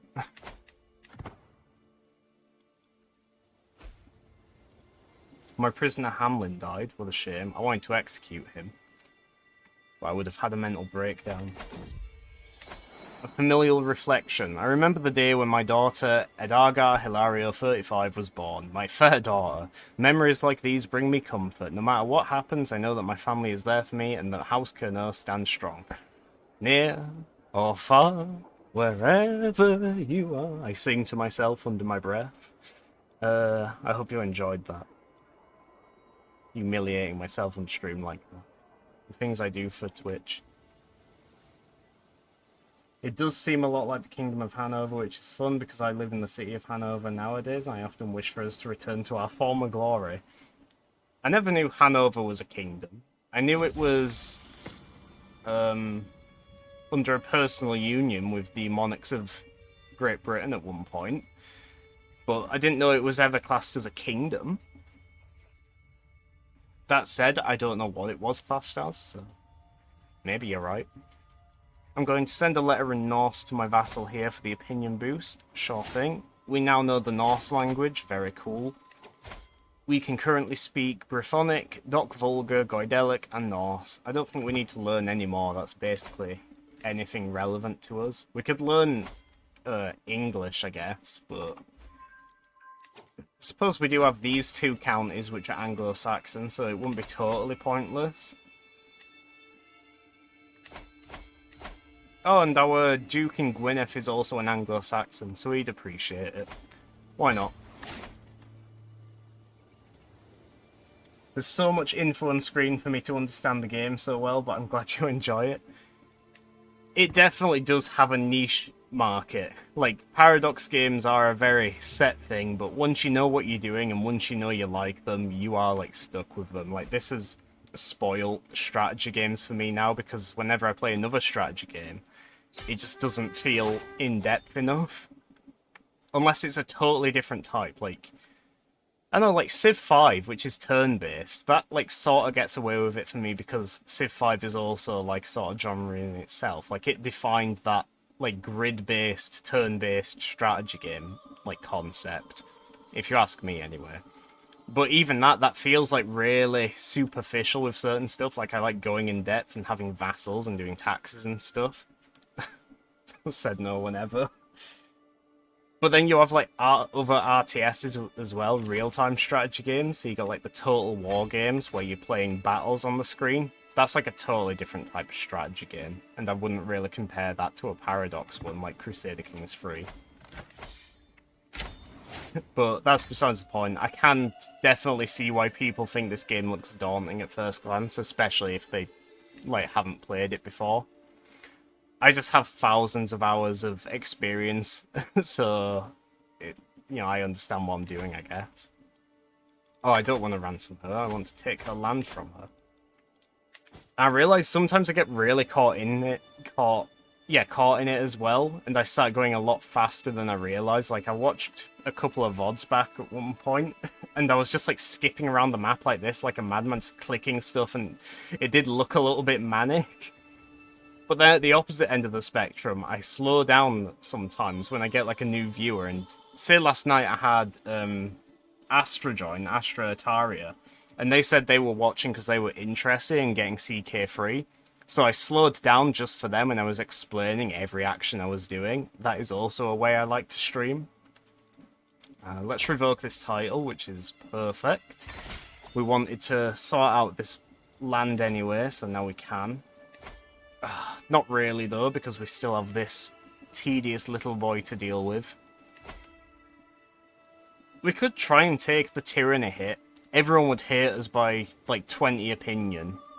But it is really gonna bug me that this guy is bigger than he should be.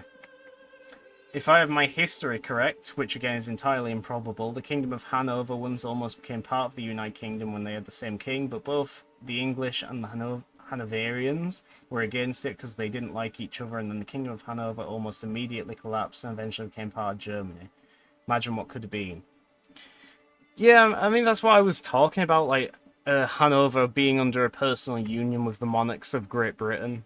I remember, I think, not Victoria, but the monarch before Victoria, I think it was an Edward. Like King Edward the Fifth, maybe, or something? Whoever Queen Victoria's dad was, that was the last monarch, which was also the monarch of Hanover. After he died, Hanover split from Great Britain, and then, yeah, like, went into the German sphere of influence and eventually joined the Empire, like I said. If I was playing Victoria 2 or Victoria 3, which I will be playing in a month on release day, then I'd be able to show it better. Yeah, just come back in a month, Brat, and I'll give you a little history lesson on screen with Victoria 3 as my visual aid. Right, what are we doing now? We're revoking this title. We're simultaneously learning how to speak this guy's language and stripping him of everything he owns. He has the Lordship of Worcestershire. Interesting, so he's still going to be landed, I think. Yeah, so now he's still our vassal, and he really hates us. So let's just keep him in prison, I guess. We're going to force him to teach us English. We will put a local Welsh noble in charge here to try and get more cultural acceptance between the Welsh and Cornish people. Yes, 92%, looking very good. And then let us make a new Duke of Gwynedd, perhaps. We have too many duchies. We have the Kingdom of Man. That is a pointless one. We shall destroy that at the cost of some prestige. We have Cornwall, we're keeping that. We have Strathclyde, which we forgot to sort out. Let me do that. A Cumbrian noble, sure. And up here, is this a Gaelic one? No, this is also a Cumbrian. And I'm actually going to give this little pain in the arse the duchy title as well, because I want to tempt him to rebel against me in the future. That way I'll have a reason to revoke his land from him. So we'll make him a duke. He's probably going to love that. I recently got CK3 for free from Humble Choice, so I've considered playing it. Oh, it's definitely worth a try. It's got a steep learning curve, but if you got it for free, you might as well try it. But again, it looks so complicated, and I'm not exactly a history buff, so I don't know if it'd be for me. Well, there's like two angles you can go at it with. You can go at it from the history angle, like you're suggesting here, like be a history buff, already go in having a vague idea of the setting, or at least just be interested in the setting, and then you try and live out based on that. Or you could go in from like the sort of Sims angle and play it like The Sims, but in a medieval setting. Because that's basically what Crusader Kings is. It's just a 2D reskin of The Sims with a strategy mask on. I mean, sure, you don't build a house and have a job, unless you count leading a kingdom as a job, but you do everything else. You have relationships and stuff. And that's like the most fun part about CK3 for a lot of people. It's like the interpersonal relationships and all the stories that form. In fact, that's a major selling point which Paradox play with. The most complicated strategy game I actually enjoy is Planetary Annihilation, which is not a very complicated game at all. I could never get into that game. I tried playing it a couple of times, but for some reason it's just... I don't know, I couldn't get into it, simple as. I tried playing it. I think I did win a couple of games, and I tried doing like the story or campaign, whatever. But it just didn't do out for me. I do actually, funnily enough, I do struggle a bit with RTSs like that. Ones where you're managing all units on screen, whatever. Because I get flustered very quickly if I can't pause freely like I can in CK3. Like, I think I'm as decent as I am at CK3 because I can pause now, and I could just sit here for like 10-15 minutes contemplating a decision. Whereas in an RTS managing troops, whatever, not every RTS has a built-in pause feature like that. And it's a bit of a shame because even the ones which do, it feels like it sort of ruins the game by doing that. Like, I try and play Total War games where you play big battles out on the screen, and it feels awesome. But then I go and ruin it by slowing it down to like half speed or just pausing it outright, and that just drains all the action from it.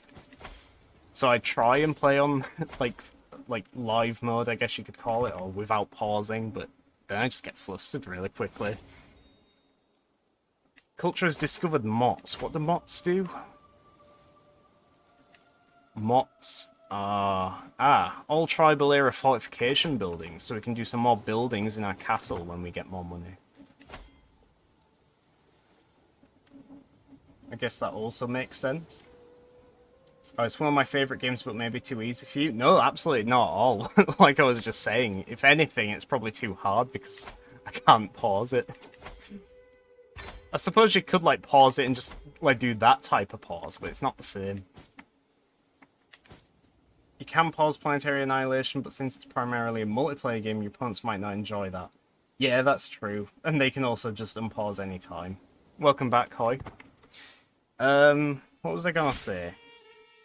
I do be having fun again with TF2. That's good to hear. I did enjoy when I streamed it that time, but I think it really was just a one-off thing, because I'm liking streaming CK3 again. We have more money, so let us upgrade the castle, our main castle, our capital. And also Exeter, because we can still afford it. Try not to stop up too late today. I mean, there's no reason for me to stay up as late as I did not to stay up as late as I did last night. But I suppose you are right. Ideally, I wouldn't be going to bed that late every night. That's going to lead to some very bad sleep pattern. Oh, this is for Atarian. That's nice. I was shocked when I caught my son Atarian trying to steal from the travel chest of the visiting Lady Wolf Gifu, who is the Lady of Merioneth, one of our new vassals in Wales here. He gave me an impressive speech on how he now understood why what he has... He gave me an impressive speech on how he now understood why what he had done was wrong. I get what that's saying, but for some reason my brain just struggles to read that right. It feels wrong. I would like to play with you, Mechbot. I mean, maybe if I fancy playing it again, yeah, sure, why not? Because TF2 is a multiplayer game, so might as well be with people I know.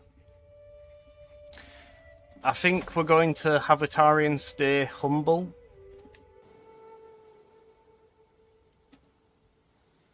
The first-person hat simulator. Oh, Titanfall 2 or TF2. Yeah, that is a valid answer.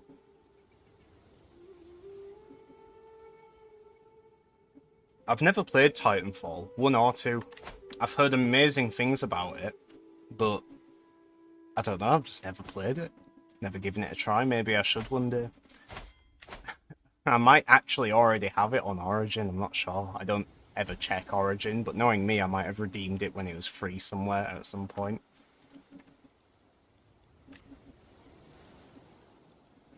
We could ransom Earl Edmund here.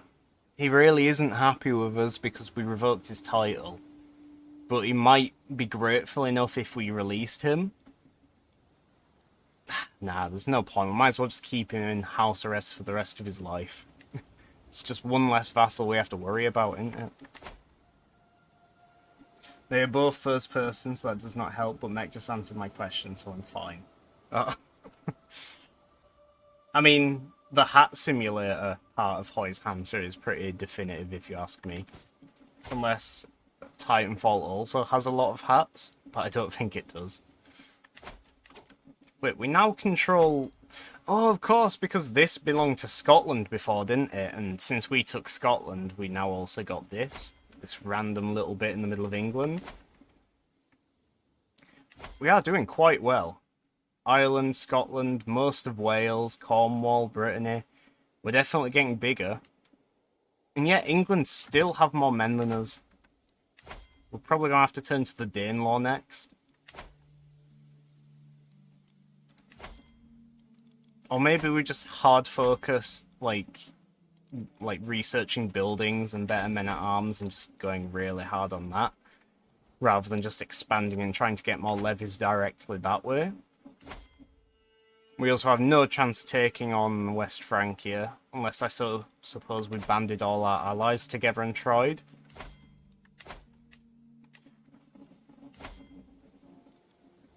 That is something we could do against England, though. I just got the horrible feeling that I should disinherit one of my children, because we are carrying 3 kingdoms, so the game is absolutely salivating at the idea of splitting me up right now. Exsanguine Hand is going to make a very good ruler. More than 10 on... well, at least 10 on every stat. Intelligent, ambitious, just. Pretty nice.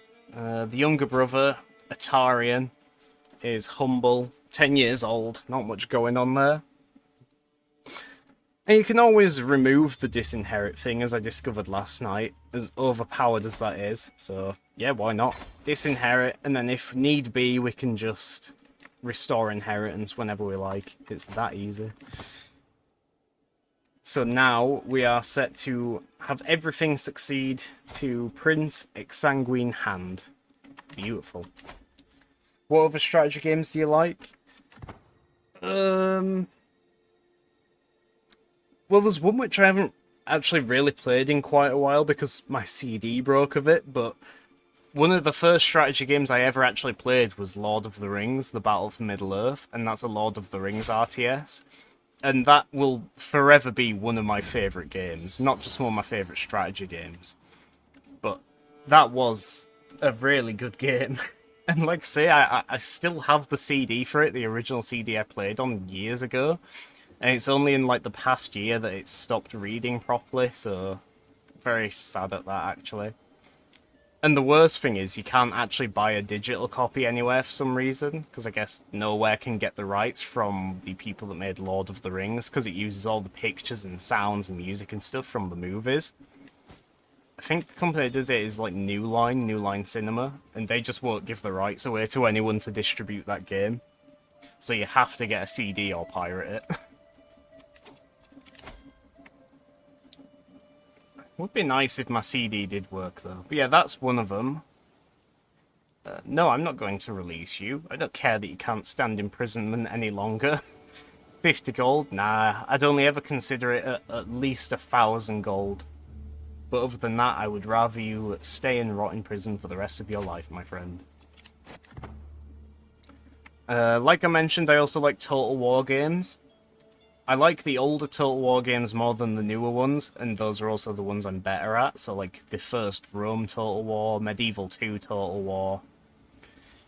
I did play a little bit of Warhammer Total War, like one of the Warhammer 2 Total War, which is a fairly new one a few months ago, and I did decently enough on that for the first time. That was fun. So yeah, Total War games, I'd count them as, like, my favourites. I've never really played an Age of Empires game, which is a little bit strange, because I think Age of Empires is probably one game which most people would think of when they think of a strategy game.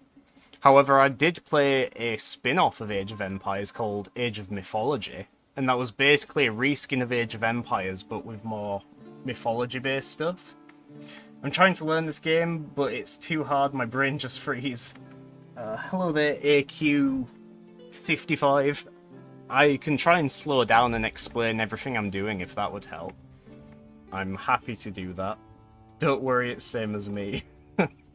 According to Wikipedia, Lord of the Rings Battle for Middle-earth was developed by EA, so I'm unsure why they'd not publish it digitally. Well, it's like, you know, like the Sony Spider-Man movies, whatever. It's not that simple because the rights are split. So it isn't just EA that have the rights, because a lot of the stuff is like the intellectual property of New Line Cinema and the people that made the Lord of the Rings movies. Like, when I say they're using all the pictures, sounds, and music and stuff, I really mean it. Like, every sound, piece of music, all the pictures are straight from, like, the movies.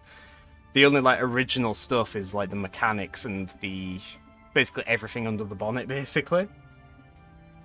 Paradox games are pretty much lose 50 times, then you finally get that money equals good, losing war equals bad. Fine battle axe, no, we don't care about that.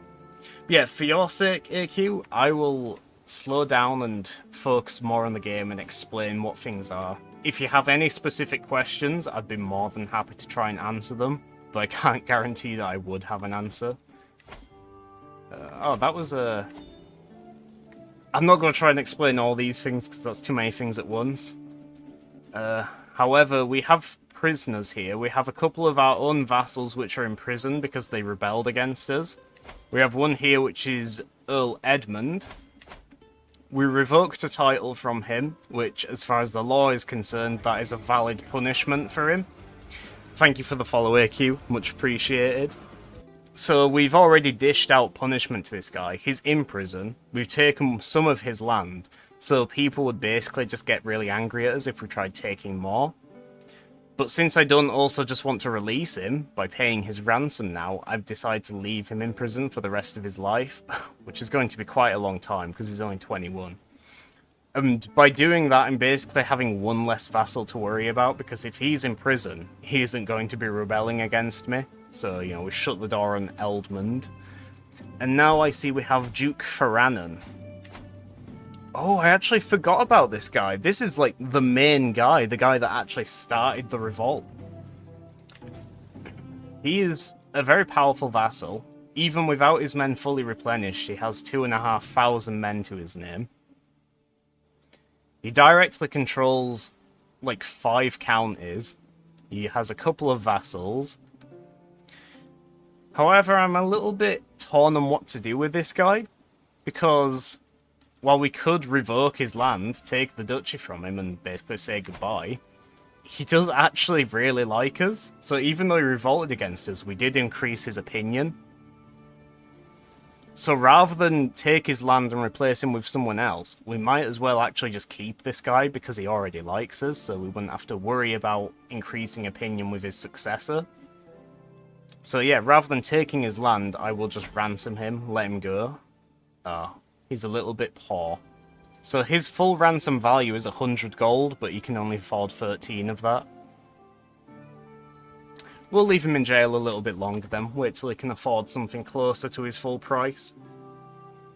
The only Paradox games I've played are Surviving Mars and City Skylines, which I guess aren't what you guys mean when you say Paradox games. But I have been considering getting into Stellaris. Excuse me one second. Sorry about that, I just had to cough. I figured I'd best mute my mic for that.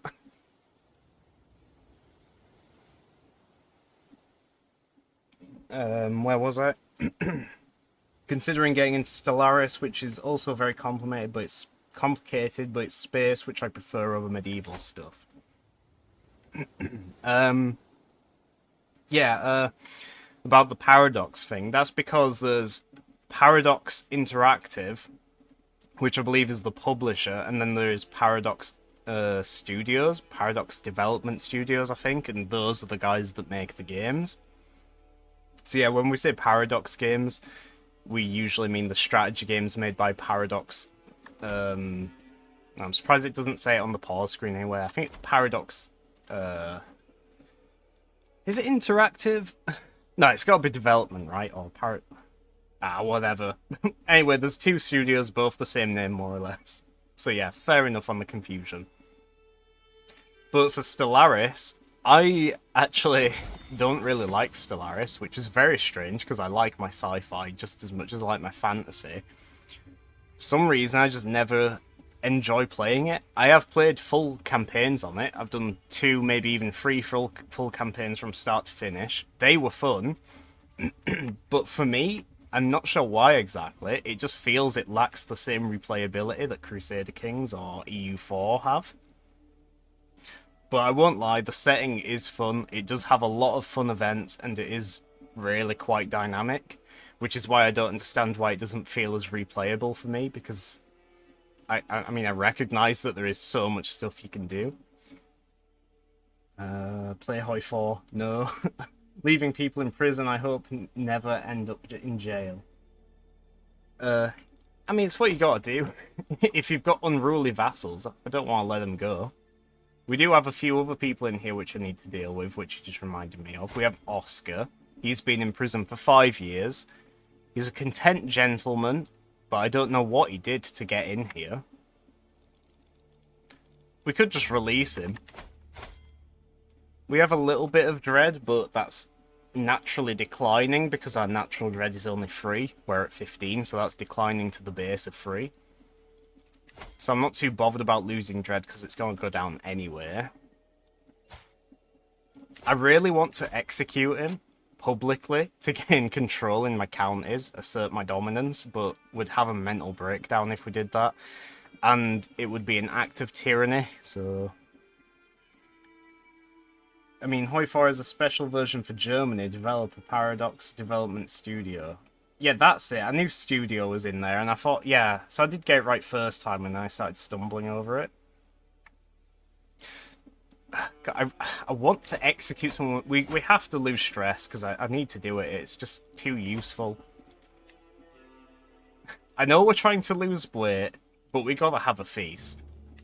It's a chance to meet and greet our vassals, so we get some good opinion modifiers going from events. We lose more stress from feasting than we do hunting. Sure, it's more expensive, but for the things we get, I'd say it's worth it. And now we have lost a lot more stress, so we can actually execute someone without a guilty conscience. Tyranny. No tyranny, but this costs 100 piety. This is... Who was she? She was the former... the Duchess of Strathclyde, which we revoked. She doesn't have any powerful relatives, so no one will really complain if we kill her. Public execution, methinks. The deed is done. See, that's all I wanted to do. Since we did that, we gained +6 control in all of our counties. It wasn't really necessary, but I think it applies to vassal stuff as well, maybe. Oh, clearly not. So I was obsessing over executing someone for no reason. Oh, that's not true, actually, because the Isle of Man did need control increasing, I remember that. Oh god, chat's moving quicker now. It does, but I'm not sure why. German laws, but those German laws have recently been loosened, so it might be allowed now. I mean, it's probably easier to just keep the game as is, and it's less riskier. Maybe a few years down the line they'll ease up on it as well, but as it is, I suppose there's no reason to change the game. It works as is, so... TF2 also has a special German version. I'm not 100% sure what rules the original is breaking, but yeah. Everyone bleeds oil, not blood. Wow. The guests are gathered in the Great Hall, lords and ladies from the near and far reaches of the realm. The mood is bright and spirits are high as the feast begins. We are feasting in our capital of Launceston. We have quite a few people in attendance. Basically all of our vassals, I think. All of our major vassals, and then a few mayors. Yeah, there's a lot of people here. So let's see what events we get.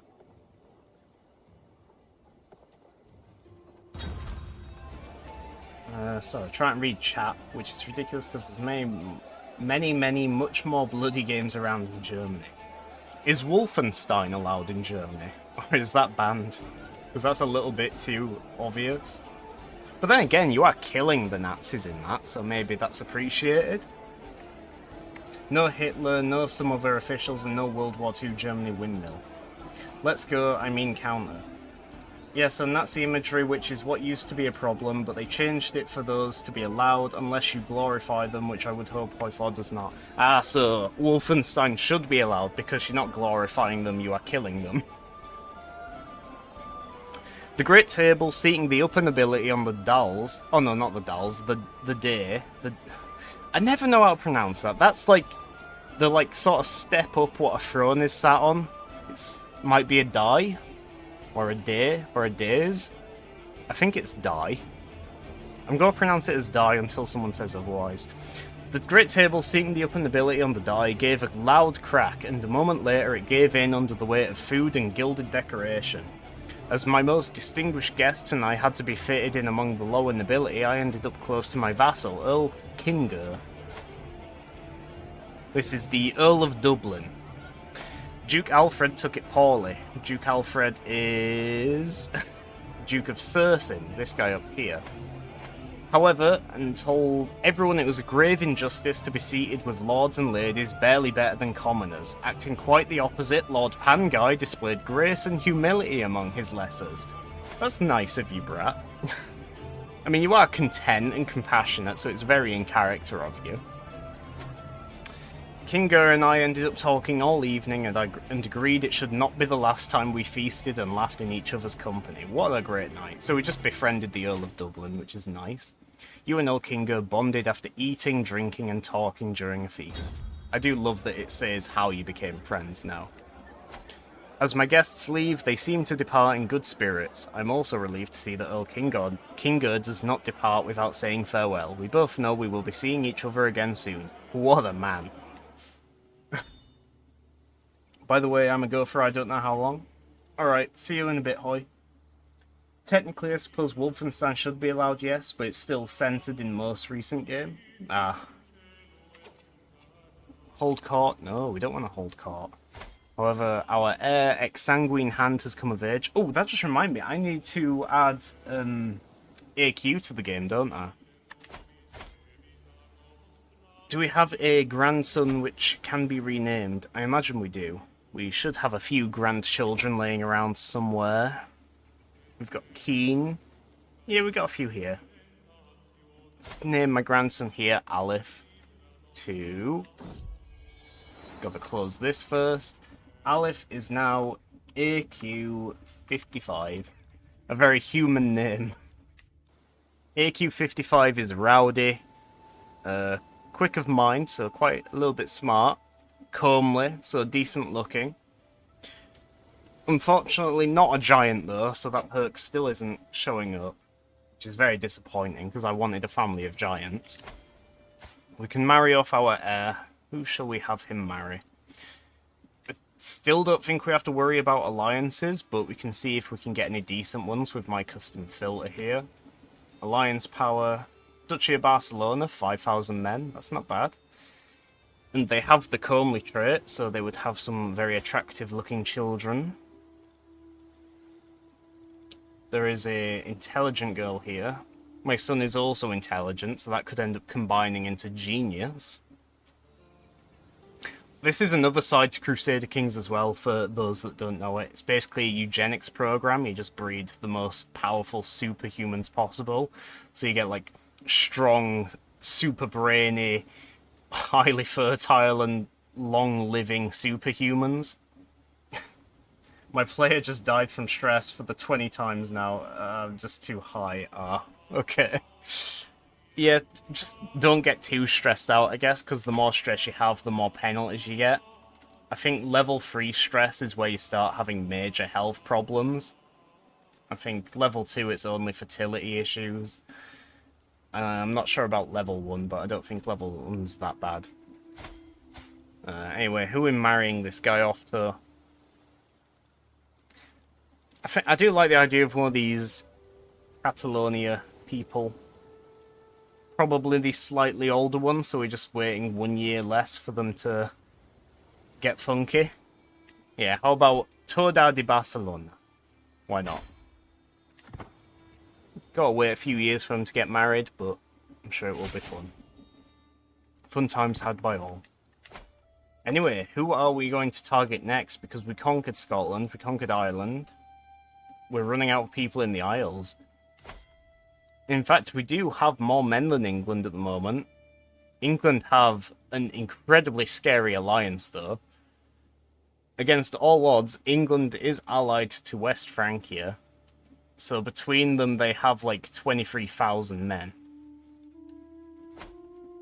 Between us and our vassals, we have 9,200. You know what? It would actually be fairly even, because our vassals are pretty decent as well. I feel like I've been ignoring chat a little bit. I should Just make sure I'm up to date on messages, more or less. Wolfenstein. Fun fact, one of the developers on the original Doom was a Mormon who found it okay because the demons are the bad guys. That is a fun fact. I like that one. Thank you for sharing that.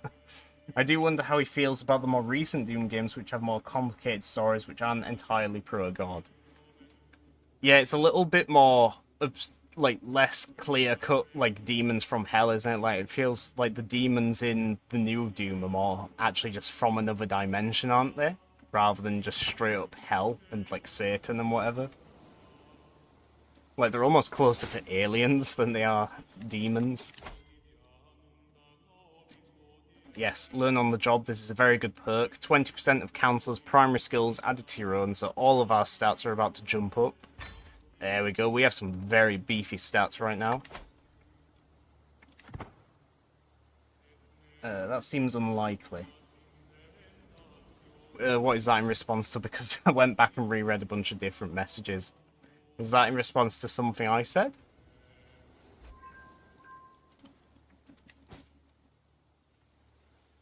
Yes, that, and also, spoiler, maybe I shouldn't read that out then, for anyone that isn't interested in the spoiler.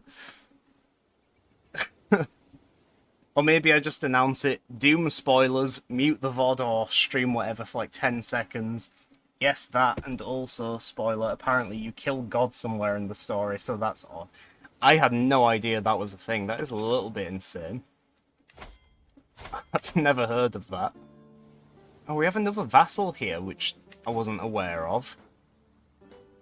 We're going to revoke one of his titles, because we can, just to weaken him. We can't get rid of his other one without incurring tyranny. Let's put an Anglo-Saxon noble in charge of Bernicia. And maybe now we do actually want to make the Duchy of Northumbria, just to give it to the other guy instead. I said an alliance between England and France was unlikely. Ah, right, okay. We could probably try and break that. The alliance exists because the Queen of France is the King of England's daughter. So that's a pretty simple, clear-cut alliance. We just kill the guy's wife. 95% chance. We could do it very easily as well. It stresses out as a bunch because we're a nice guy at heart and we don't like killing people. But apparently 24 people would be willing to join in and help us kill this poor 19-year-old. She is inbred, by the way. We're really getting in deep in Crusader Kings here. We're seeing more inbred people about. The true, I guess, European monarchist experience. Do it. I am going to do it. I'll take the stress hit. We can lose it again. We can do a hunt if we get enough money later. My son Antarian seems to have been having a different time at our latest feast. He sneaked out early and was not seen for the entire rest of the evening. Antarian is a quiet lad, and it seems now he's... Oh, I thought he was going to get shy. Shy is an option, but the default one is impatient, which we're going to take because we don't want to have a mental breakdown over this. This is a very little issue. If you have better things to do, do those instead. Impatient isn't a very good trait. I mean, the extra prestige is great, but everything else is pretty terrible. The Dauphin is no longer willing to help murder the Queen of France. However, Count Bohemond is. Lots of things happening with that plot. People automatically joining if they're willing to help kill her. How many people are willing? Yeah, we do actually have 24 people helping here. We have the Count of Blois, the Count of Provence. Provence and then Provence, maybe? I'm not sure how to pronounce that one. Boulogne, Brabant, a random woman called Vlastimilla. Lots of vassals. I guess they don't like an English woman being the Queen of France, maybe? I don't suppose the cultural acceptance between Anglo-Saxon and French is going to be particularly high. But yeah, that shouldn't take long at all, with so many people helping kill her. Yeah, 10 months away. I don't know why it went up a month then. I have a friend who's really into the story of the modern Doom games, and he told me, another spoiler, mute or whatever if you're interested, I'm afraid, so I'm just going to make it upside down to be safe. I can't read an upside down text that apparently... It's a little bit overkill, brat. But good on you, I guess, for sparing the, like, 2 people here that might be interested in Doom spoilers, maybe. It was not what Count Savary was expecting to find by spying on secret conversations, but discovering Adrian's illicit relationships does not hurt. Adrian is just a random guy in the court of the French king, which is fine. So now we can blackmail him and then probably get him on board with our plot to help murder the queen. Oh god. Whether it is a misguided sense of pride or fear of some greater reprisal, Adrian claims that I hold no sway over him. A threat was made, and there can only be one outcome. We're going to expose his lover secret to the world. We're going to tell everyone that he is cheating on his wife for the Countess of Langres. Now he is known as an adulterer. Or should I just post it normally if you can't read Australian? If you want me to read it, yeah, just post it normally. I don't think Doom spoilers really are as big as an issue as I made out, honestly. I guess if anyone watching this is worried about Doom spoilers, you can mute when I read it out. I don't know. I'll leave that to the viewer's discretion. To my surprise, my vassal Uldag has come to me. That is a lot of message deleted. What the hell happened there? Calm the spam. You triggered the... Wait. Did that delete all of your messages? Every... Moobot, what the hell did you do? 46 messages were deleted by a moderator. It didn't just delete the spam, it deleted every single message you've sent since you watched the stream. Jesus. Wow. That is a bit overkill. I'm going to have to look into that. Moobot, jeez, calm down. Did you also get a warning as well? So I wonder if you do it again, you're going to get banned.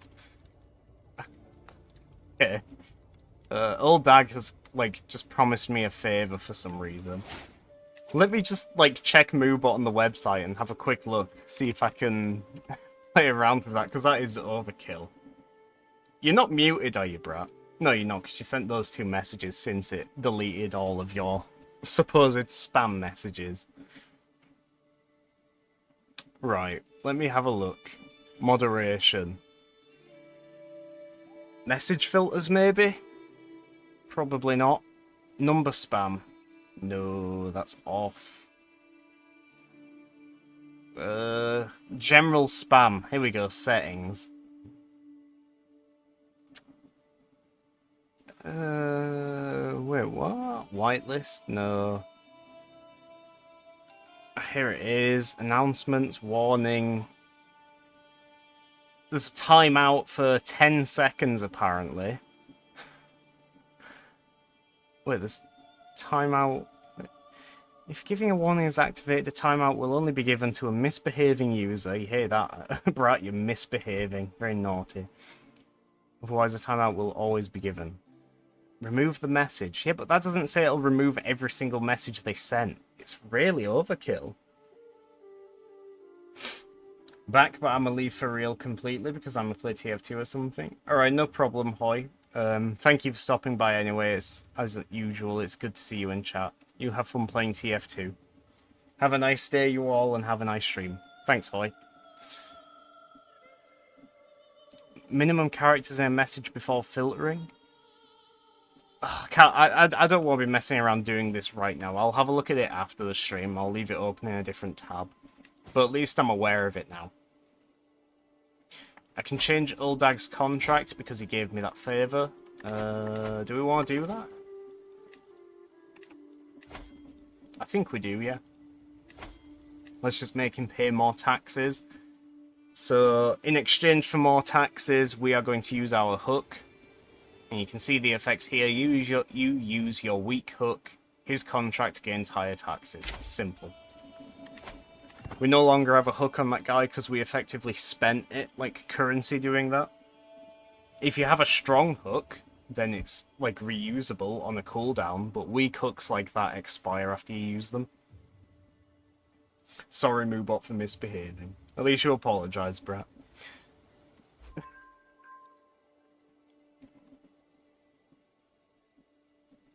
mean, I could probably just turn the general spam filter off because at my size, I'm realistically not going to have like people turning up and trying to spam like that, am I?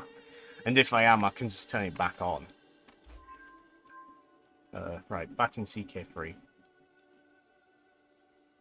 I mean, to be fair, I guess very few people actually played Doom for the story, so spoilers wouldn't bother many people, but also there's the few people like my friend who are interested in the story, so I wanted to be safe. Well, I think for every game where you can say I don't think people would be interested in the story, there's still guaranteed to be people that are interested in the story. I'm keeping it in mind, Hoy. Hoy just sent me a Steam message saying to attack England. The existence of my plot to murder the Queen of France has been discovered. While my involvement is not yet known, this will make it a lot more difficult. Probably not really. Still 95% chance just because we've got so many people in on it. It's going to trigger in 4 months now. Again, it went up by a month when I looked at it. Duke Ferran wants a ransom.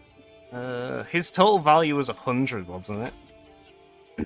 Yeah, he's making 2.8 a month, so I'm going to wait a little bit longer and charge him full price. It's not like he's going to die anytime soon. He's only in house arrest, it's hardly in the dungeon. Oh, we lost our alliance with Barcelona. I'm not sure why. The guy died, and now we can't get a new one, so that's really annoying, actually. That's so annoying that I'm going to break that betrothal, because I really wanted that alliance. We're going to have to find a new wife for Exsanguine Hand. What? We can, like, tell him to marry the exact same girl, and even though we weren't allowed to renegotiate the alliance before, we will get the alliance again if we set up the same marriage.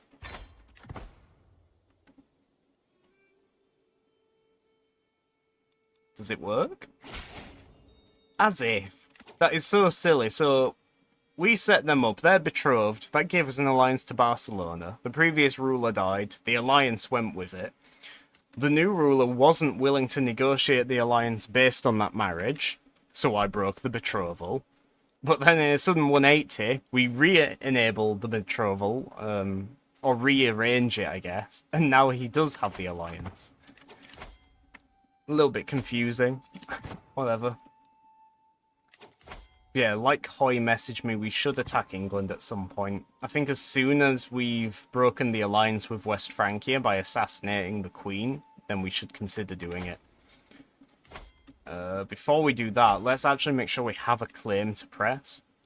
I think a good claim would be to go for Wessex here, the duchy, because then we would finally take Somerset and Dorset. My mustache is really tickling my nose right now, I don't know why. Yeah, I think this guy would be a good person to use if he was willing to come to our court. Can send him some money. Jeez. So this is what happens when you have a really high diplomacy skill.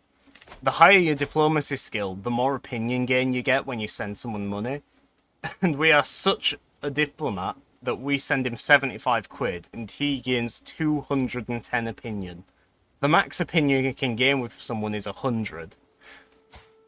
I mean, he still might not join us after this, but I mean, we can always try it. Invite to court. He's still not willing to come. We just gave him 75 quid. This man absolutely adores us for giving him 75 quid, and yet he still won't come to court. Just because, I didn't pay attention to that. He's employed as a spy master, so the fact he has a job means he's not willing to leave. Did not know you had a mustache, but also in hindsight, it fits. It's hardly a mustache. It's a very pathetic mustache. It's hardly worthy of even being called a mustache, but you know. I'm curious of why you would say in hindsight it fits, though. I would never have thought that of myself. What about this 15-year-old? No, he will never join because he is a direct son of the current king. This guy might. He's not, like, closely related to the current king, I don't think. And he would join our court. So this is pretty good. The twin sons. Earl Dag is spreading around obvious hints that he would like to befriend me. He appears to be a natural socializer and is intimating that our shared talents in this area should naturally bring us together. And he is right. Don't mind me taking some free stress loss. The drink of life. My agents have acquired a discreet powder which leaves no trace when dissolved in drink. The servants responsible for refilling and handling the Queen of Frankia's cup have been bribed to look the other way, and all that remains is my approval to smuggle the poison into her next refreshing drink. Do it. A toast to Queen Athelfrith's health. Let's see if we can kill the Queen of France. Queen Athelfrith is dead, killed by a deep draught of spiced wine. My agent slipped the poison into her goblet and watched it dissolve without a trace. Only when her throat swelled shut did she realise something was wrong, but by then it was far too late. Fortunately, my agent slipped out well before the effects of the poison revealed that something was afoot. Cheers, Queen Athelfrith. So the alliance between... what? Oh, there we go. Now the alliance between England and France is over. We can now attack England without worrying about that happening. Yeah, okay.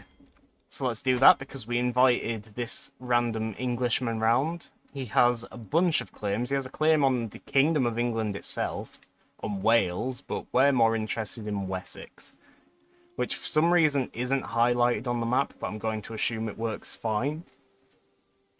You see, by default, I imagine you as Spock, but since that is now obviously not true, I just kind of feel like it fits. I can't exactly explain it though. Well, it could be Mirror Universe Spock. Let me just show you that. It'll be 2 seconds. All I have to do is get the picture up, and all you have to do is imagine me as... let me save it. I forgot that OBS doesn't let you just easily... that's a WebP. Okay, this isn't working out as easily as I expected. I could have just told you to... why are they all WebPs? You know what? I'll just change the screen.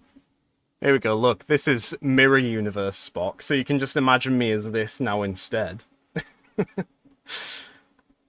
Okay. That was unnecessary. But you know what I'm talking about now. Mirror Universe Spock. Beautiful. Back to the game. Anyway, yes. Declaring war on England for the petty kingdom of Wessex. That is cursed, but also that's not a mustache. Well, there's a mustache involved in it. The goatee is like half part like mustache. There is hair above the lip, therefore I say mustache. Okay, war has been declared. I think we do actually want to call allies in just to be safe. We won't worry about these two. I think just the Spaniards will do for now. Who is... oh, this is the other guy up here. I don't like that the game keeps trying to get me to ransom those vassals. And let us attack those perfidious English. Somerset has 2 castles, which is a little bit annoying, but it'll be very nice for when we actually control it. In my imagination of a mustache, it has to specifically grow away from the face, but I could be wrong. Anyway, I'm afraid I have to go to sleep now, so see you another time. Alright, bro. Well, it was nice to see you again. Nice to have a little chat with you about various things. You have a good sleep. Good night. Right. We don't want this commander because that is not plains. I mean, I could lead the army myself. Oh no, the best commander I have is already leading, so we'll just leave it as that guy. But yeah, see you later, Brett. Glad you could join us. I'm going to go for a break in a minute, because I need to go to the toilet and refill my drink. But I think we'll finish this war first.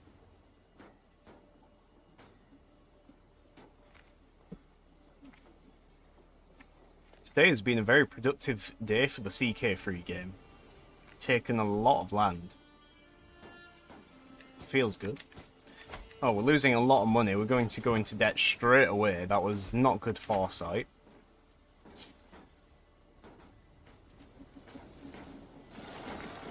The siege is already going well. Just over a month to go. They're besieging Worcestershire, which we don't really care about. That is a vassal which we have in prison, so by all means, sack, pillage, loot, do what you want with Worcestershire, we don't care.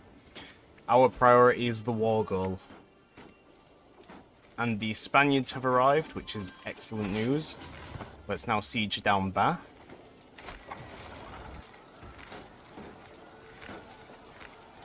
All good, I'm just chilling eating. That's fine, AQ. I'm glad to have you watching either way. You don't have to be active in chat.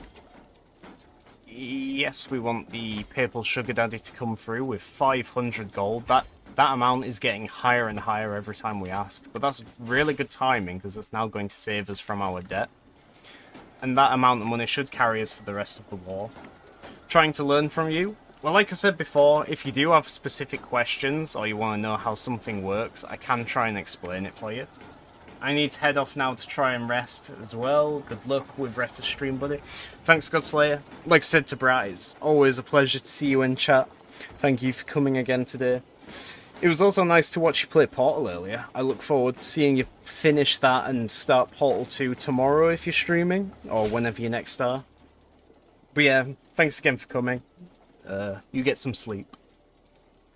Greetings, my handsome liege. I've arrived in Launceston. This is Earl Hawke, is paying us homage. Nice. I wait patiently on my throne for the arrival of Earl Hawke, who is soon announced and ushered before me. He kneels in deference, offering nothing but his oath to faithfully serve as a vassal of the kingdom. As Earl Hawke stands, he stumbles awkwardly. The court gasps in unison as he falls, ending sprawled at my feet, cheeks flushed with embarrassment. I've said this before, but for the sake of new people watching, I never see a point in picking this bottom option, the one where you take the piss out of them, because it always just seems to have negatives. At the very least, they lose opinion of you. You don't get anything more than you do if you pick the other option. It is just for the sake of taking the mick out of them. So, yeah, your oaths are all that matter to me. You are forgiven.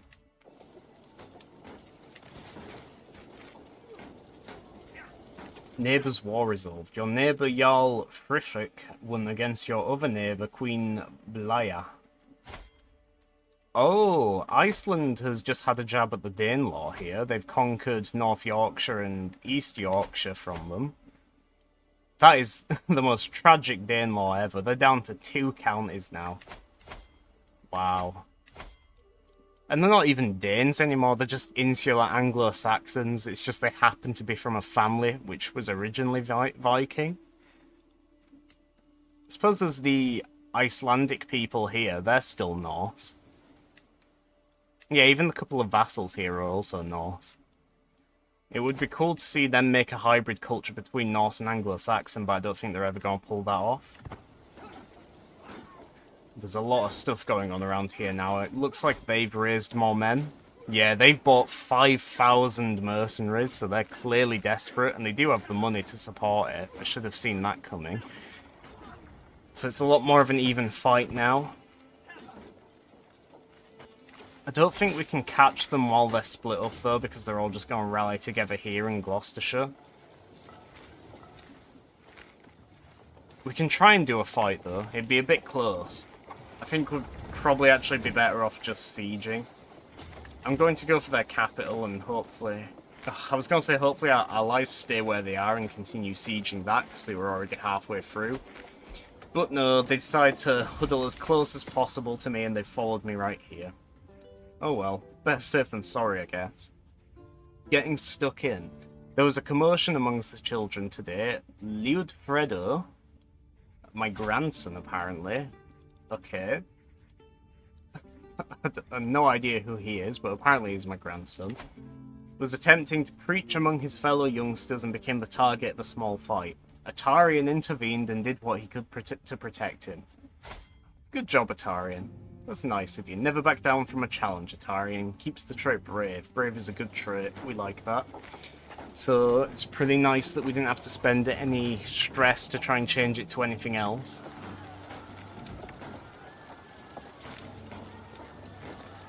Speaking of stress, we did say we were going to call a hunt to lose what stress we have, but I think it's best if we save this money for until the end of the war. Because, like when we were fighting Scotland, we have no idea how long this war's going to go on for, so we might end up needing every last penny of it. Greetings, my handsome king, Sophia says, spreading her arms. Who is Sophia? Sophia is my court tutor, okay. I'm very interested in the upbringing of your son Atarian. You see, I speak Norse, a language that I believe would be most useful for him to learn, she explains with a genuine tone. I just need coin for quills, ink, parchment, and some personal compensation, of course. 175 quid to have her teach my younger son Norse. It's just not needed. He's not even going to rule one day unless it goes really bad for Exsanguine Hand here.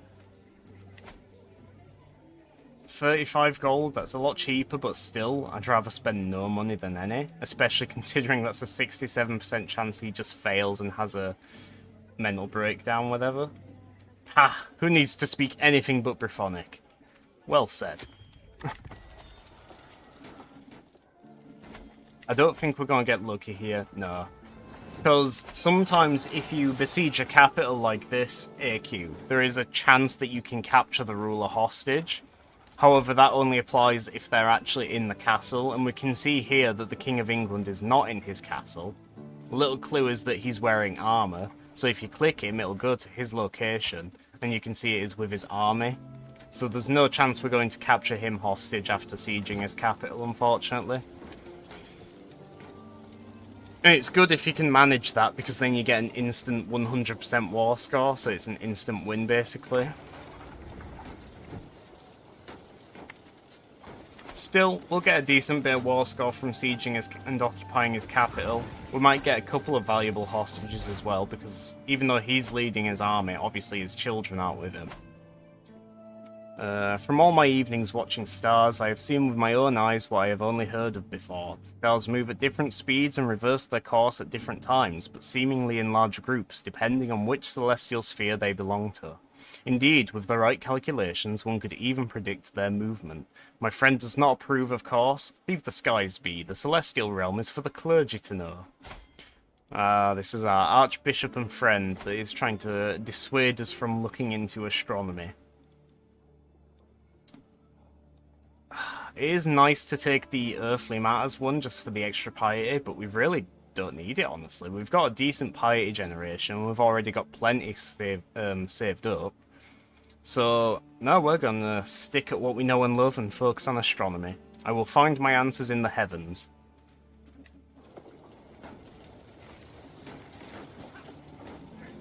Got loads of these notifications which I'm constantly refreshing and checking, only to end up doing the exact same thing.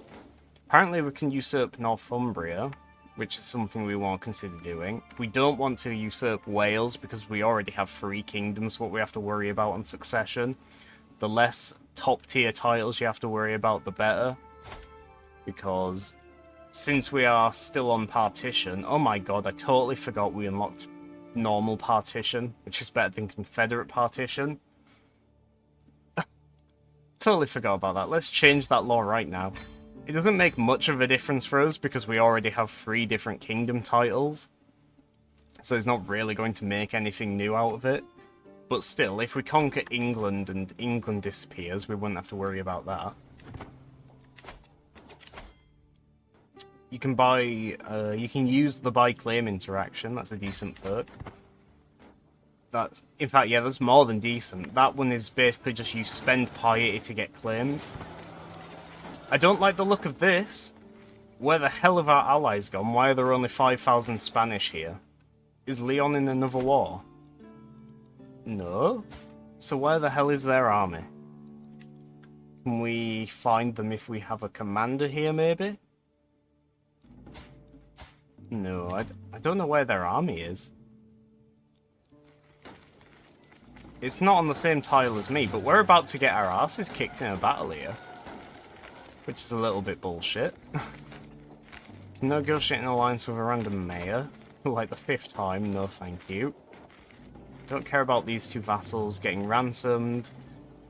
We're saving money, so we don't want titles. We don't care about any of these artifacts. But I need to reset it all again anyway, because I need a different one. Call allies to war. Looks like we are going to need one of the big guns in this war. Like, Moravia, man, what happened? Moravia had like 7,000 men at one point. Where did they all go? Still, we're getting a little bit desperate, because after we lose this battle, which we probably will, because it doesn't look like Spain's going to help us, then we're going to lose a lot of men. There's 2 days left of the siege. Their army is going to get here in 2 days as well. We can try and, like, pull a little bit of a cheesy move here. Because if we click Assault Fort, it's probably going to go down to 1 day. Yeah, so we can finish this 1 day earlier. There we go. We captured some of his family members and we got some war score from occupying his capital. So at least there's that. So after we lose this battle, he'll still have to unsiege that now. I'm really confused here. We had 5,000 more men from Leon. Oh. So that's where their army's gone. It's gone to hell. They're all dead. Did they have like a really major battle and I just totally missed it or something? Battles lost, minus 20%. Oh my god. So, our allied army was just utterly crushed and we totally missed it. We're going to want to try and retreat from this to minimize our losses. It's a loss anyway, so we'll just try and retreat as soon as possible. I'm trying to move away from the battle here, but I think you can only do it once it's in the early battle phase. There we go. Oh, and that other... our other allies actually joined in too late, just as we were retreating, which is a bit annoying.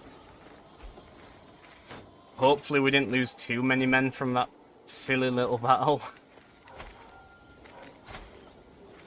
Another person we can ransom. I'm not sure where we got her from. But hopefully the men of Great Moravia and Barcelona can get here soon and just reinforce us. I think we're going to have to just chill out in the capital for a little bit and recuperate. Some of my councillors believe the job is theirs by right of blood or influence alone. How wrong they are. I expect results, yet I am often disappointed. After a long day, I am complaining to Ermenerde when she interrupts me. Let me do something about it, husband. A few lessons might sharpen their wits. So this is an event to have our wife educate one of our councillors. It really is to educate, because for 15 years they gain a little bonus in their relevant stats. So our Chancellor and Archbishop wouldn't take too kindly to it. They'd feel insulted if we encouraged this. However, our Marshal would be quite pleased to get the lesson. And then there is a fourth option to just have sex instead. But, nah, I think we want better skills for our councillors. We could do with a better Archbishop, so even though he's going to be offended by it, let's try and give more learning to our Archbishop. So that, yeah, that went from 7 to 10, so that's nice.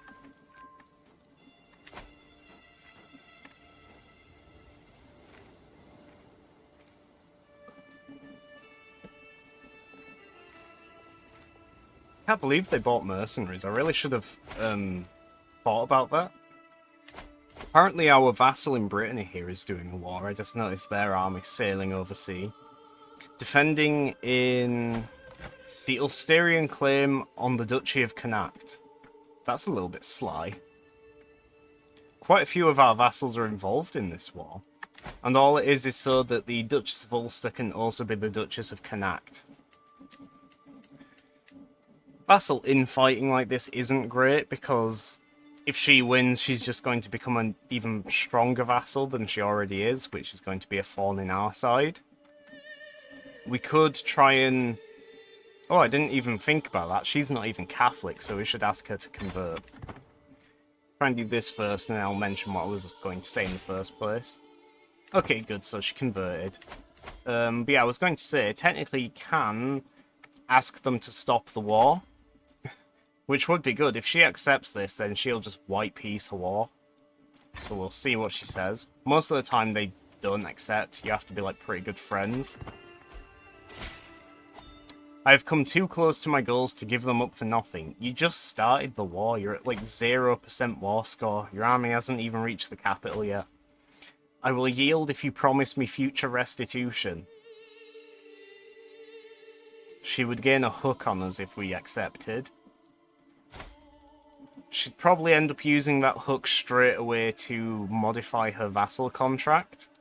Oh wait, no, she can't because she's tribal, so she doesn't even have like a vassal contract. And she's already on the council, so she couldn't force it to get herself on the council. Hey, how's baby Atarian? Is he big and annoying yet? Hello, Astra. Nice to see you. We've had a couple of events about your character growing up, actually. We did disinherit him, like your uncle, because I'm getting on a bit. I'm 61 years old, and I got the horrible feeling that if I die, it's going to cause trouble. And to be fair, it would, because if I had my 2 sons, as it were, I have 3 kingdoms, so I would basically split my whole kingdom in half between you 2. So I did what was necessary, and I disinherited young Atarian here, who is 13 years old now. He is humble, he is impatient, he is brave, and he still has his childhood trait, and of course he's still robust. But yeah, I think these are new, aren't they? Humble, impatient, and brave. He'd never want the pressure anyway. Yeah, I was thinking about that, how you said that last night when I clicked the button. I was like, you said you didn't want to be in the limelight, so I don't feel too bad about doing this. But yeah, we've actually made a lot of progress in today's stream. As you can see, we now control all of Ireland. We took all of Scotland in one go through a very cheesy mechanic, the same way we got Brittany in the first place. We just claimed the title because our family was in charge there. Humble isn't my style, but good for Atarian. I mean, it works for me because Humble is probably never going to act up against us, even when we're playing as his older brother. And it helps that we disinherited him, so he isn't going to have any claims anyway. So he's just going to sit quiet and tight for the rest of his life, hopefully. Apparently he has a singular focus. This character is focused on learning at the expense of all else. Not sure what he's trying to learn. Well, you've really explained out. Yeah, it's been a really productive stream today. Any progress towards Brizzle? Brizzle? Is that slang for Britannia, maybe? But we can't form Britannia yet. In fact, no, we don't want to form Britannia, do we? Is that... There's the decision here to reclaim Britannia, which we want to do. Bristol, okay. Well, Bristol is... Oh no, it's not currently occupied. We're actually fighting against England right now to try and take the Duchy of Wessex. Which, if we succeed, will conquer Somerset, Dorset, and Hampshire. Oh, and the Isle of Wight. But no, Bristol is still going to be just out of reach, even if we win this war. Give him a wife at some point, though, just for fun. Oh, of course. Go and marry him off as soon as he comes of age. So, 3 more years. We could actually do it now and get an alliance, which might be useful. Game is so deep. Yeah, there is a lot of stuff to CK3. Though you can get away with, like, ignoring some of it for the time being if you're just learning it. But anyway, we got this event. We're trying to stop the Duchess of Ulster from conquering Connacht. She said she'd be willing to stop her war in exchange for a favour later on. And I'm just contemplating whether it's worth it or not. I don't know what she could actually spend that favour on, so I'm tempted to give it to her. Because she's already in a decent position, so there isn't much she could gain. And for the sake of stopping her from becoming a double Duchess, I think it's worth it, so yes. There we go, she's ended her war. We need new spy master because our councillor Halstein died, apparently. This was the Jarl of Munster. Which is... Oh, that's so disappointing. So that guy, we converted him to Cornish because we raised him and taught him as a boy. But it seems that his, like, throne has passed on to another Norseman. So I guess that was pointless. On the plus side, we've had Norsemen in our kingdom for quite a while now, so the cultural acceptance is not so bad. 32% is not great, but it's better than before. Plus, we can actually speak the Norse language, so the cultural acceptance penalty is halved. So he only has a 10 opinion penalty of us right now, from being basically racist. I always knew that kid was trouble. But yeah, a bit worried about this war at the moment, actually, because England bought a shitload of mercenaries to make it a bit more even, because we outnumbered them, and they actually beat our ass in a battle.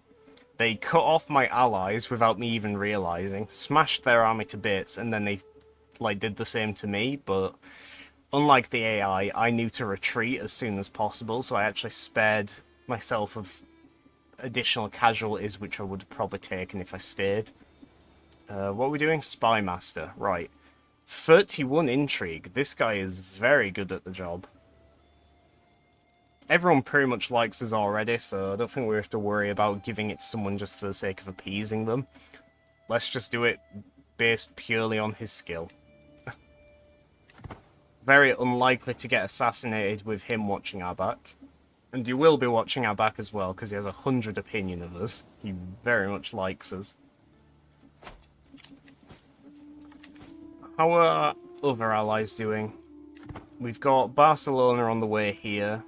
We've got Great Moravia not doing anything because it looks like, yeah, they're already focusing on a war against Bavaria, so I called them in for nothing, basically. Still, these 3,000 men from Barcelona will still definitely be a help. Oh, getting distress level. Oh no, my brother Scarecrow died. Died of old age. Rest in peace, Scarecrow. And now had a mental breakdown. We've also lost our alliance with Great Moravia as a result.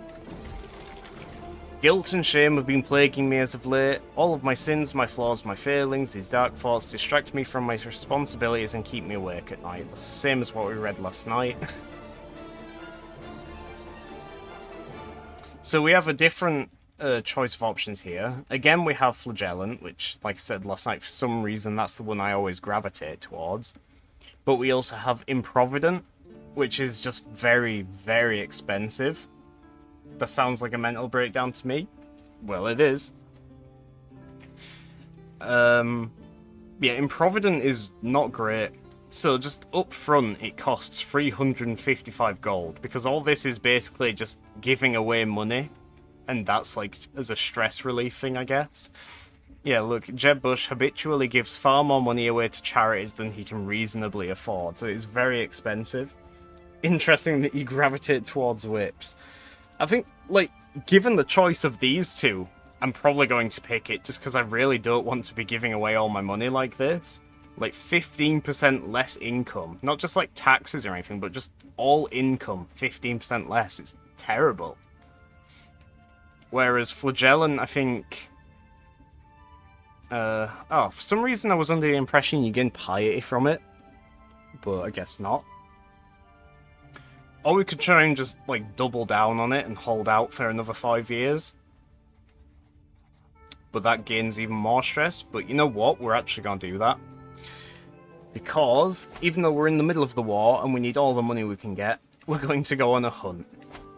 Oh, it wasn't enough to undo the stress. It puts us down to 105, so we're still at stress level 1. God damn it. We should have paid for more servants to help with the hunting.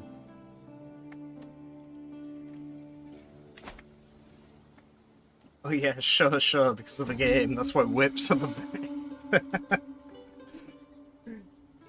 I really don't know why I picked that one all the time, though. I never really thought about it, but, telling you that last night, whatever, it really is a little odd that that is the one I always pick. For some reason, I had it in my head that that was, the most efficient one to take, I guess, or, the least bad one to take. The noise from the others have faded away by the time Vassal Mayor Orkin and I stalk upon the wolf. We are almost within striking distance when Orkin whispers to me, "Now that we are finally by ourselves, there is something I have to let you know about Lord Kinwood." Not reading into this all. Leave me alone.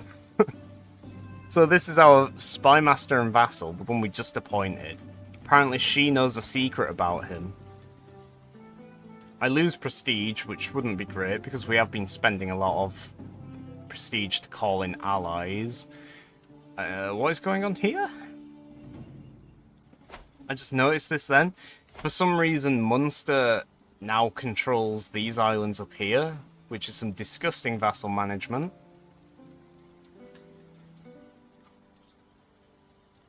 I see. So that is just dumb luck, I guess, that it turns out that the Dukes of Munster and the Counts of these bits up here, they were actually a part of the same family this entire time.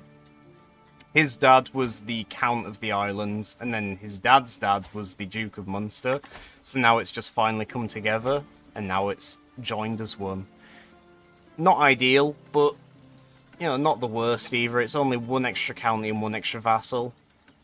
And Munster's 4 count is already 2,500 men. It is manageable, but yeah, we do have to keep an eye on this guy now. Maybe try and break him up a bit later on. Scribbles, Sean Connery and whips on Notepad.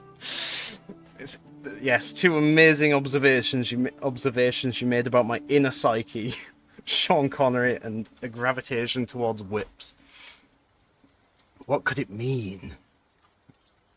But do we want this secret? I don't think so. No time for chit-chat. I'm getting that wolf. I want more prestige.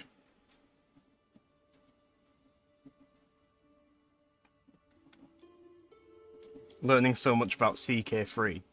Really now. The hunt is drawing to an end. We mount our horses to leave the forest behind as the servants prepare the wolf and other game for the journey back. In spite of our difficulties along the way, the hunt went very well. I'm just very disappointed we didn't lose the stress. Stress level 1 isn't the worst.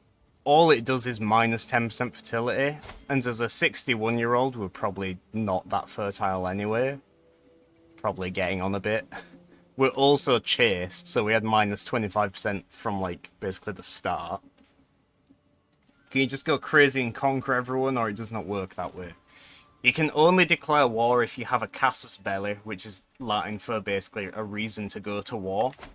So it's hard to show right now because I can't even click it while my armies are already raised. But yeah, no, it's not that simple. You need a reason. So that reason could be that it's your de jure territory. So if you're the King of Ireland and you're missing a little bit, you can declare war to get the little bit which is rightfully yours. If you're like an arsehole, like a Viking or something, you get a pretty good CB, which is just to conquer whatever you like, within reason. In fact, Vikings, since they got a DLC, have a really good one called Varangian Adventure, where they can basically pack up their whole court, declare war on somewhere far away, and just take over there and essentially move. And they can do that on a ducal level, so if you're like the Duke of Scania here, you can declare war and claim the Duke of Isbilia, and basically just be settled and based out of here instead. And that's like a very fun start to a lot of campaigns if you want to do that, because then you can go ahead and make some funky hybrid cultures like Norse and Andalusian. Or you could even take it another step, like do a Varangian adventure to here, live out that character's life, and then have his son do another Varangian adventure over to like Egypt. And then you could do it again with another generation and go to, like, India. And that is, like, something a lot of people have actually really liked doing. And I think that was an achievement in CK2 called Legacy of the Indo-Norse, where if you could conquer India as a Viking. And basically people just like trying to recreate that. I've never done it myself, but I've been meaning to. One day I will give it a proper go. We need to convert some more of these heretics in Ireland. Very good. And, the Catalonian army has arrived, so let's see if we can beat up England this time. Wow. Yeah, you get different casus bellis depending on what your culture is and what your technology level is, basically. But the most solid, like, consistent way what everyone has is to just fabricate a claim on a county. But it's pretty boring. My daughter, Edargar Hilario, has given birth to a son. There you go, strong and wise.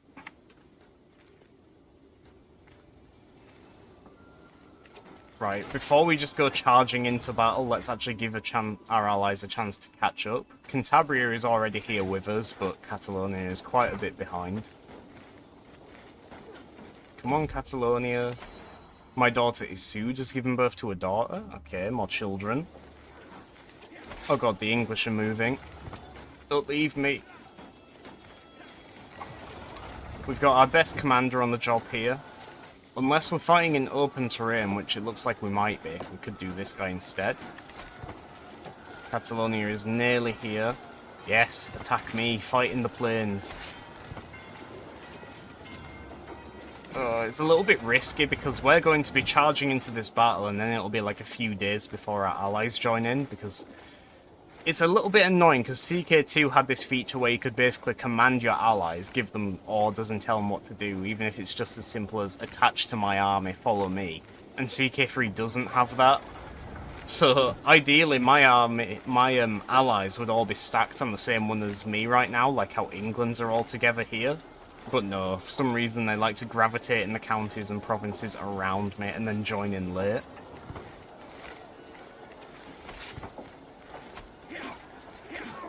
Oh, it's not gonna go well. They joined too late. Too little too late, I think. Oh no, it's going slightly in our favour. It's going to be a very bloody battle, because it's very even.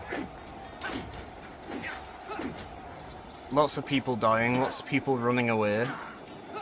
They have 25 knights, we only have 15. They have more men-at-arms, we have these, but we did seize the day, apparently.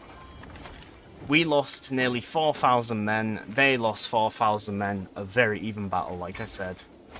Well, let's siege the capital again. We did actually take it once already, but they undid that progress after smacking my army about. Oh, it's good to see that Lyon has also got an army again now, so they've recovered a bit. Yeah, they're not even mercenaries, their full army has just recovered, so they've come over for a second time to try and help out. The game is wanting me to transfer my vassal Earl Hawke over to Munster. Ah, because the Duke of Munster has decided to become a double duke. So now he's the Duke of Munster and the Duke of the Suffriar, which is this duchy here. So legally speaking, he should be in charge of this vassal now. That's what the game's telling us here. And who am I to disagree? I don't want to make him more powerful, but he has a really major penalty for, like, opinion. Yeah, there we go. He desires the earldom of Ytri-Suvriar. That's because he doesn't have the vassal we do. So if we give that to him, his opinion will shoot up. 69, so yeah, nice. But, yeah, he got opinion boost because it undid the penalty, what I just pointed out, and he gained, like, a flat 40 opinion anyway from us just giving him a vassal.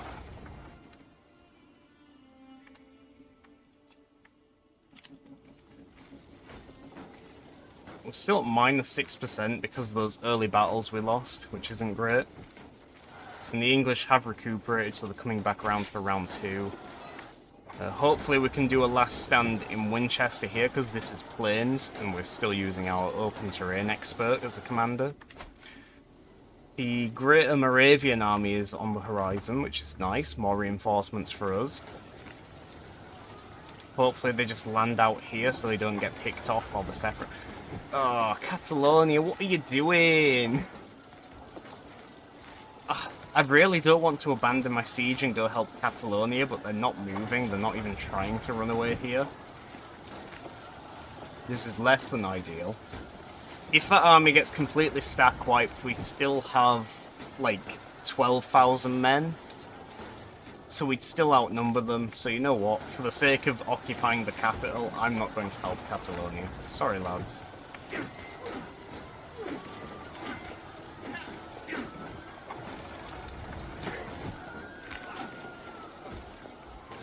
There we go, we have stolen the King of England's fine spear, apparently. I'll zoom out a bit because the sound of battling and sieging is a little bit much right now. So we have a fine sword, which is 5 prowess, and enemy fatal casualty is 5%. And this spear is the exact same thing. Do we like spears or swords better? Catalonia needs to get good or go home, I guess. Yeah, exactly. They clearly don't know what they're doing, so they're just being taught a valuable lesson here. We also captured the Queen of England, which is worth noting. Apparently she doesn't count as an important prisoner, though, which is a little bit strange. So we're not getting any war score from her, so we might as well just ransom her back. Ugh.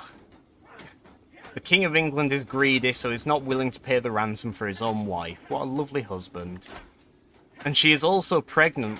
She's 6 months pregnant, so if we wait long enough, we're also going to get a bonus prisoner by the way of the newborn child of the King of England.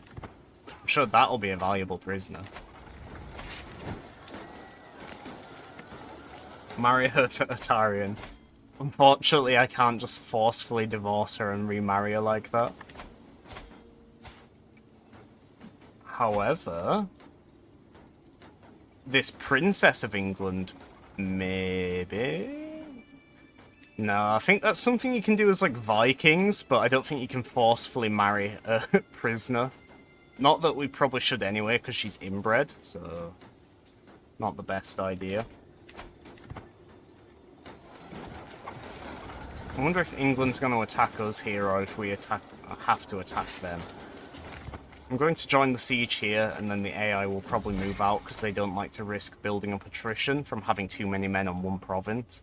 So they'll probably, just hand over the siege to me.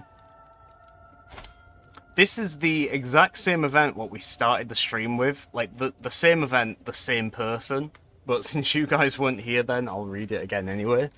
There are a few things I enjoy more than Brieg's company. We walked the town together, tossing coin to the poor and forgiving a daring pickpocket. A few acts of charity and forgiveness can truly ease a stressed mind. After this short break, I was once again ready to take on my duties. I'm lucky to have a friend like Brieg. This is actually good because we're going to lose stress. Just enough to put us down to stress level 0 as well. There we go. No longer overwhelmed by stress. And for some reason, that just reminded me that we're still trying to lose weight, so we can probably stop that now. I'm going for Vikings, it's my style. I mean, Vikings are a very fun way to play CK3, especially because they got an entire flavor pack dedicated to them, so they have unique mechanics as well.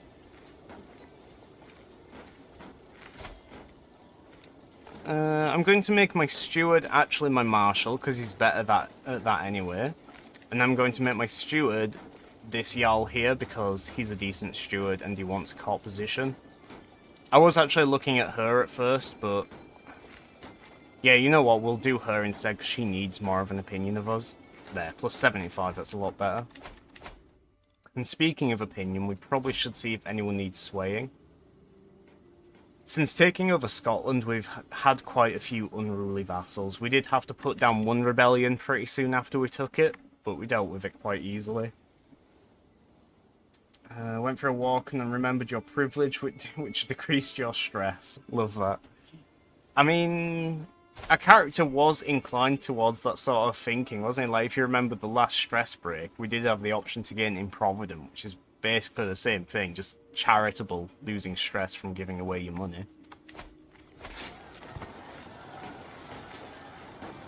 Oh, we need a new commander? Oh, I guess our previous commander died. I didn't notice that. We got a Princess of England here, which for some reason is only worth 50 gold, so I'm guessing she isn't a valuable hostage. No. Again, a little bit odd, but I'm not going to complain. Free money.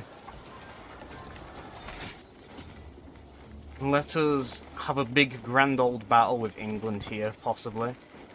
Hopefully our allies actually join in and help. Oh god, why are they going down there? Moravia, please. Moravia, where are you going? The battle's up here. Oh god, Moravia. Oh, the Spanish. Don't turn around. Spain, please. Why would they do that? I mean, we're still going to win now, but they basically cost me, like, possibly like 1,000 lives just because they hesitated and went back and forth. And fuck knows what Moravia's doing here, just, like, going home early. Another really close battle, which actually shouldn't have been close. Ex-Sanguine has married Toda because they've come of age. She's come of age, yep. She is a town dweller. This is a unique trait you can pick up from a certain perk from being in Iberia, I believe. Which is nice, I suppose. White peace? Hell no, dog. We're gonna win this war. We can imprison Countess Sif, apparently. He said spin, not spin. Yeah, exactly. We can imprison Countess Sif because she's been doing the dirty outside of marriage. Don't know why she isn't married. She's a countess. She would benefit from marrying someone, if at least just for an alliance, but 74%? I'm not that bothered. We'd only get like 50 gold ransom if we imprisoned her anyway, so let's just forgive her. Grant a pardon. And then we have my sister-in-law, who has also been doing the dirty outside of marriage, because her husband actually died. Prince Scarecrow, my older brother. Oh, right, yeah, we married my 60-odd-year-old brother to this, what was then like 13-year-old, I think. She's actually pregnant now. Oh, and now there isn't a father, so that poor child, we need to give that child a father. Wait, but this says she was a fornicator, so maybe that isn't his baby? When did he die? He died on the 25th of December. It is now the 21st of November, or 10:09, so... Yeah, that is definitely not 3 months ago. So her husband died, and then she went on and did the dirty with someone else. Scandalous. If only we knew who, I'd make her marry him. But, no, we're not going to imprison her for that either, because she doesn't even have any money to pay a ransom with. Instead, we could just marry her off to... Apparently he's a member of our family, but it must be from a very, very distant branch, because I have no idea who these people are. He's not, like, got a named relation, like, not a cousin or anything. So, yes, let's just make her marry him, why not? Go for a smoke? You do that, sure. All these floozies, I know, right? 19%. I wonder how much we're going to get after this battle. Should be a decent amount, I think. We're up to 36 now. Religious head established. Previously leaderless, the Malabari rabbis have made Tirumalambike their new Nasi. Watching while I write up a presentation speech. That's fine. I don't mind serving as background noise for people doing other stuff. It's fine by me. Well, would you look at that? Jewish India. That is a decent-sized conversion as well. What is this branch of Judaism? As the descendants of the tribes of Israel spread across the world, they built smaller communities from west to east, acting as tribes of their own. Also called Cochin Jews, they made their new home in the Cochin Kingdom of South India. Oh, so it actually does fit. There they intermixed with the local people and exchanged cultures. That is really interesting. I had no idea that was a thing. They actually have holy sites in, like, South Asia as well. I've never seen, like, a genuinely reasonable and established Jewish India before. That is genuinely really cool. Wow. And they're doing well as well. It's a decent kingdom. 5,000 men. They can at least compete with their neighbours. I don't know if they're going to get Holy War or not, because the Indian religions are quite lenient with that. They don't really do Holy Wars. They have, like, pacifism and stuff. Good for them. That was just a nice little side note which caught my attention there. Then I also saw something else. What was it? We killed 3,300 of them. We lost 2,600. Well, at least we killed more of them than we died. So that's a win. Our war score should jump a bit more as well after we take Dorset, because that's within the war goal. And then we'll also have to take the Isle of Wight, because that is also within the war goal. Let us ransom Thane Leofhelm here for 30 gold. Thank you for the raid, Exsanguine Hand. Much appreciated. Quite good timing, actually, because we're probably going to die any minute now, and we will then be playing as King Exsanguine Hand. Your character is coming along quite nicely. You are ambitious, just, fickle, pretty much a decent warrior king, smart, one-eyed, which is just cool if anything else.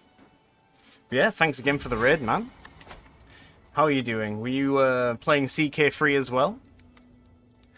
To my surprise, my acquaintance Earl Bergthor has come to me, promising me to, that whatever I need, whatever he can do, he will provide if I ask.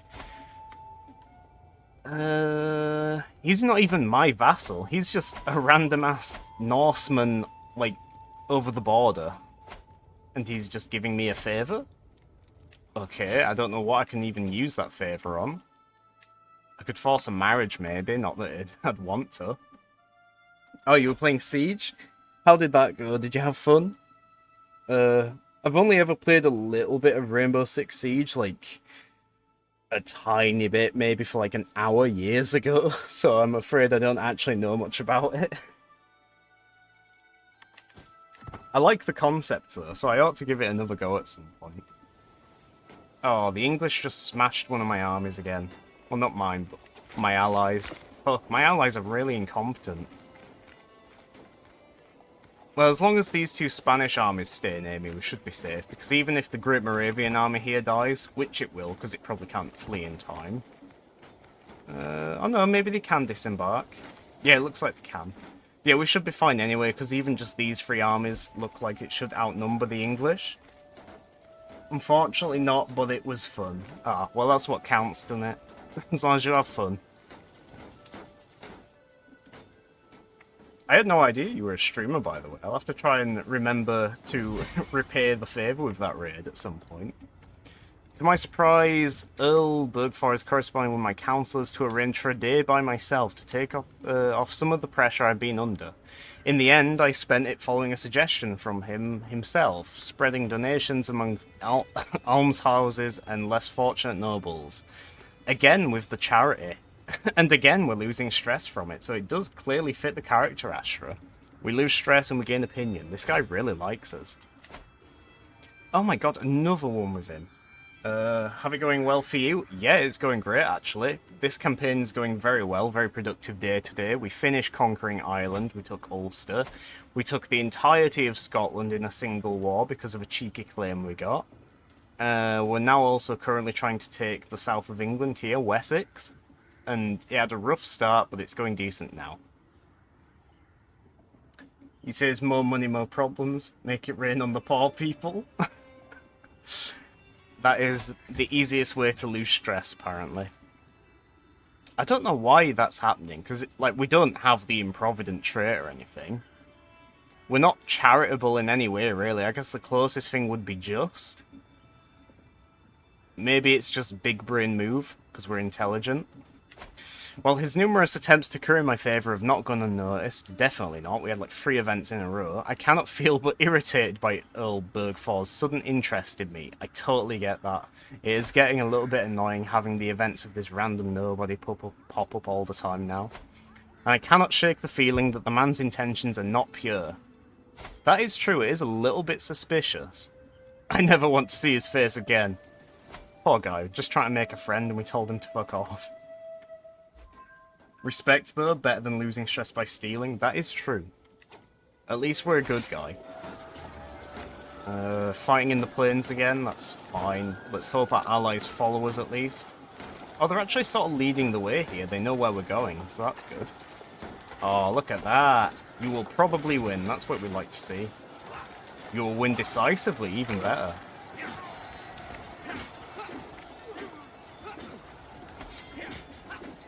We have more knights than them now. I guess because we have more reinforcements now. Do they still have the mercs?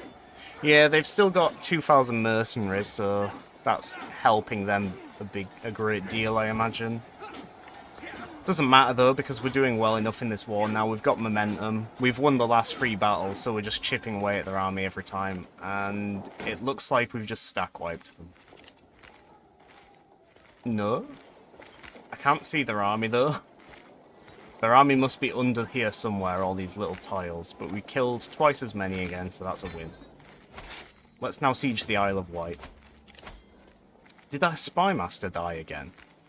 That's a bit disappointing. I guess we'll appoint this guy now. He'll do a decent job, I think. What prisoners do we have? Is there anyone we should execute? Maybe we shouldn't execute, though, because that does cost us stress, and that would probably teeter us over into a mental breakdown. We can't ransom the Queen of England. Where is she? There she is. Yeah, wouldn't accept this. There's no one really we can ransom. There is our own vassal here, but we're holding on to him for reasons. The same as... Oh no, we were holding on to the Duke of Moray until he got enough to pay his ransom, and he can clearly do that now, so that's one less prisoner. We're also holding on to him until he dies in here. You know, that was really dumb of me, because this entire time, I had, like, these 2 vassals here, Morma Dubken and Earl Edmund, in my dungeons, or house arrest rather, and I was thinking I'll just leave them there until they die. I totally forgot that you can freely execute them. Like, sure, we don't have to do a public execution, but we can do a private beheading. That doesn't cost stress, and we're actually well within our rights to do this because he revolted against us. He's a sodomite. I've never seen this trait before. Edmund is known for having sexual relations with people of his own gender.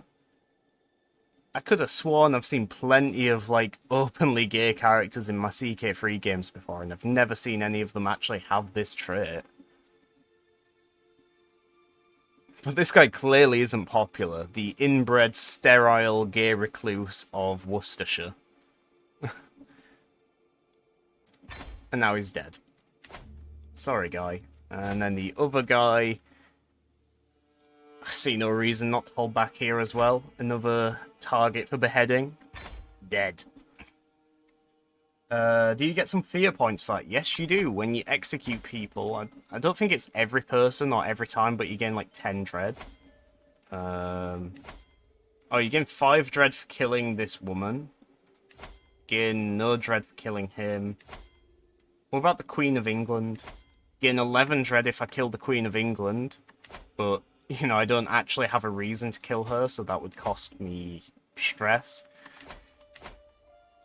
But yeah, depending on who you're executing, you can gain fear points for it. So it does actually help that we executed those 2 vassals, because I think since they were reasonably important, we gained dread for both of them, so we're now at 25. It's not really enough to cause significant terror, especially in, like, strong vassals, but... Oh no, this guy, look. Even with 25 dread, this guy is intimidated by us. Not that we really need the intimidation because we're well loved anyway. I really haven't, like, given credit to having high diplomacy here, but having 29 diplomacy is insane, and that is definitely carrying our opinion. Because if you can see here, each stat has a general, like, buff, what comes directly from how high it is. So having higher piety, higher learning gives you more piety. Having higher intrigue means you're naturally better at knowing if there's a scheme. Having higher stewardship gives more money, more domain limit. More martial means more men, and then more diplomacy means more general opinion. And general opinion is, well, it's exactly that. It is opinion with every character in the game, regardless of, like, government or class or anything. It is everyone's opinion of you.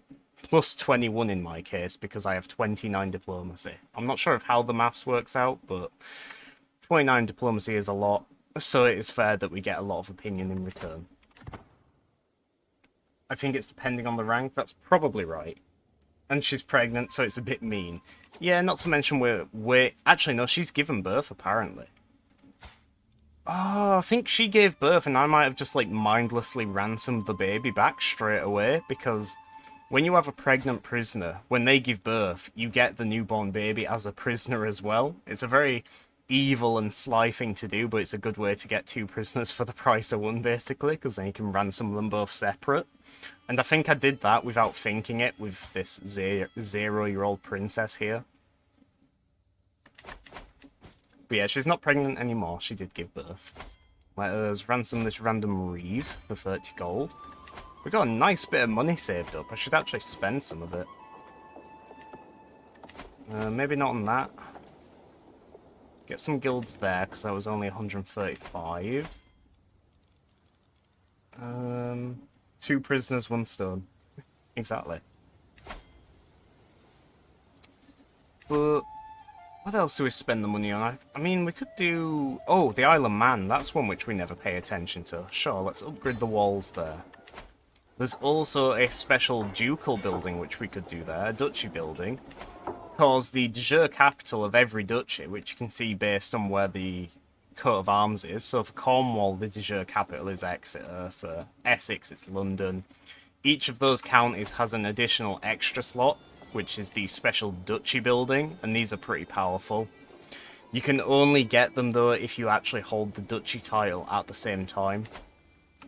Yeah, you usually get it for at least your own capital duchy. Ah, god damn it. Just every time, that sound popping out of nowhere and then the screen just dropping down and bouncing onto your screen. The King, the God Emperor Jeb Bush of Brittany, has found peace in Christ's embrace at 63 years of age. He died of old age. Although quite famous for his sharp intellect, he could still not outsmart death. Rest in peace indeed. King Exsanguine Hand ascends to the throne. Being an ambitious man, many expect the realm to grow and prosper under his rule. 20 years old, that is a very young king. And look at that sick-ass eye patch he got as well. He does look like a very cool guy. Let us continue as Exsanguine Hand then. King is dead, long live the king. Shall we go for a martial lifestyle? It would be faster to do because that's what we were taught in growing up. And it might be helpful to make sure we have a bigger army on succession because a lot of people are going to be very angry at us now just because we haven't been king for very long. So yes, methinks we do this. Now the question is, do we want to go for strategy or chivalry? I never really bother with authority because dread gaining control growth doesn't interest me much, whereas prowess, attraction opinion, and knight advantage does, as does a flat free martial. I think we'll just go for the flat free martial to just maximize the size of our army. And then I'm glad it's starting with this one. I'll probably take the first perk here just so it's safer when we're leading an army. As you can see here, reduces the risks of commanding armies, so you don't get killed in combat as often. So I'll probably take that, but then I will just finish this whole branch because that's like my favourite one. It's basically a cross between martial and stewardship. It's pretty nice. Oh yeah, our whole council rage quit of course, so we need to reappoint them. You're a fine chancellor. You're a fine steward. I mean, the game does put, like, generally the sort of best option at the top based on different things. So, like, an average of, like, the skill and if they're a powerful vassal that wants a position. So, it is pretty much fine to just go for the first one at the top of the list most of the time. If you've got a good enough opinion with everyone else, though, you might as well just sort by, like, aptitude and go for the, like, most capable at the job. But as you can see, we are not that well liked, especially by our powerful vassals, so we should try and appease them by giving them jobs. He would make a good spy master, at the least. And then the Marshal, it comes between these two, the Duke of Brittany and the Duke of Sursin. Duke of Brittany has 4,200 men. That is more than me at the moment, which is very scary. The Duke of Sursin has 1,800, far less intimidating. So let's go for Brittany. Bit of a nerd as well, 40 learning, damn. I do like a learned warrior type of character in this game. That is like my most like favourite sort of trope to play as, like a bit of a nerd that can also fight. Don't know why exactly, it just feels right. Titles can be created, usurped, can declare wars. Don't care about any of these, they're not really relevant right now. Realm will lose land when vassals die. Let's look at that in a second. We can imprison that random woman that's been sleeping around again. We don't care about that. Don't want to hold court. Now, what are these? The Duchess of Ulster. Ah, that is problematic. I forgot about this. So when the Duchess of Ulster dies, as you would expect, it's going to pass on to her eldest son. The problem with that is, her eldest son is already landed, and he's in a different realm. So, her eldest son is the petty king of Kreutzia, which is in Switzerland. So, I'm not sure how it works exactly. The fact that it's in a notification here saying realm will lose land when vassals die leads me to believe that when she dies, Ulster is going to fall into the hands of Kreutzia, and it will become, like, independent and say Kreutzia on the map there. But I would have expected it to be sort of like the other way around, so when it passes on to him... Oh, I suppose that doesn't make sense. I was going to say, so when it passes on to him, he becomes a part of our kingdom from getting Ulster. But I suppose it makes more sense that he gains Ulster and remains independent. And then there's Worcestershire. When this random exclave, led by a blind, club-footed drunkard, who isn't married and has no children at age 43, when she dies, it's going to pass on to the Duke of Mercia in England. Frankly, I don't mind that so much because that is an exclave, so, you know, ugly borders anyway. Presentation written, full attention restored. Can I ask what the presentation is on? Is it on anything interesting? Would you care to share with the class? So yeah, let's just dismiss that notification. Try and finish this war because I could really do with a little break here to refill my water and go to the toilet. Thank you for the follow, Robert17. Much appreciated. Let me just see if I've got a child which I can name. I should do. Mind you, I might struggle to find one because we just died, so... Ah, God, we don't actually have any children of our own. Can we name nephews and nieces? We cannot. Right, you'll have to remind me to add your name in the game as soon as I have a firstborn child. I'll try and remember, and I might manage on my own, but I might not. The game telling me I've got loads of new core artifacts when in fact I don't. It's just because I've inherited them. Here as well. Blah blah. And we have an event. Dobroneva the Fornicator. She actually has the nickname the Fornicator. No, but this event is saying it. Dobroneva the Fornicator is a figure of disdain at court, haunted by social ostracism and the butt of many a sordid joke. My failure to condemn and continued proximity to this shameless debauchery is perceived as open tolerance, tarnishing my court's reputation in the eyes of the clergy and faithful. They have forced my hand, and I must now decide whether my courtier's crimes outweigh my affections for her. Surely something must be done. Are courtiers really so hard to replace?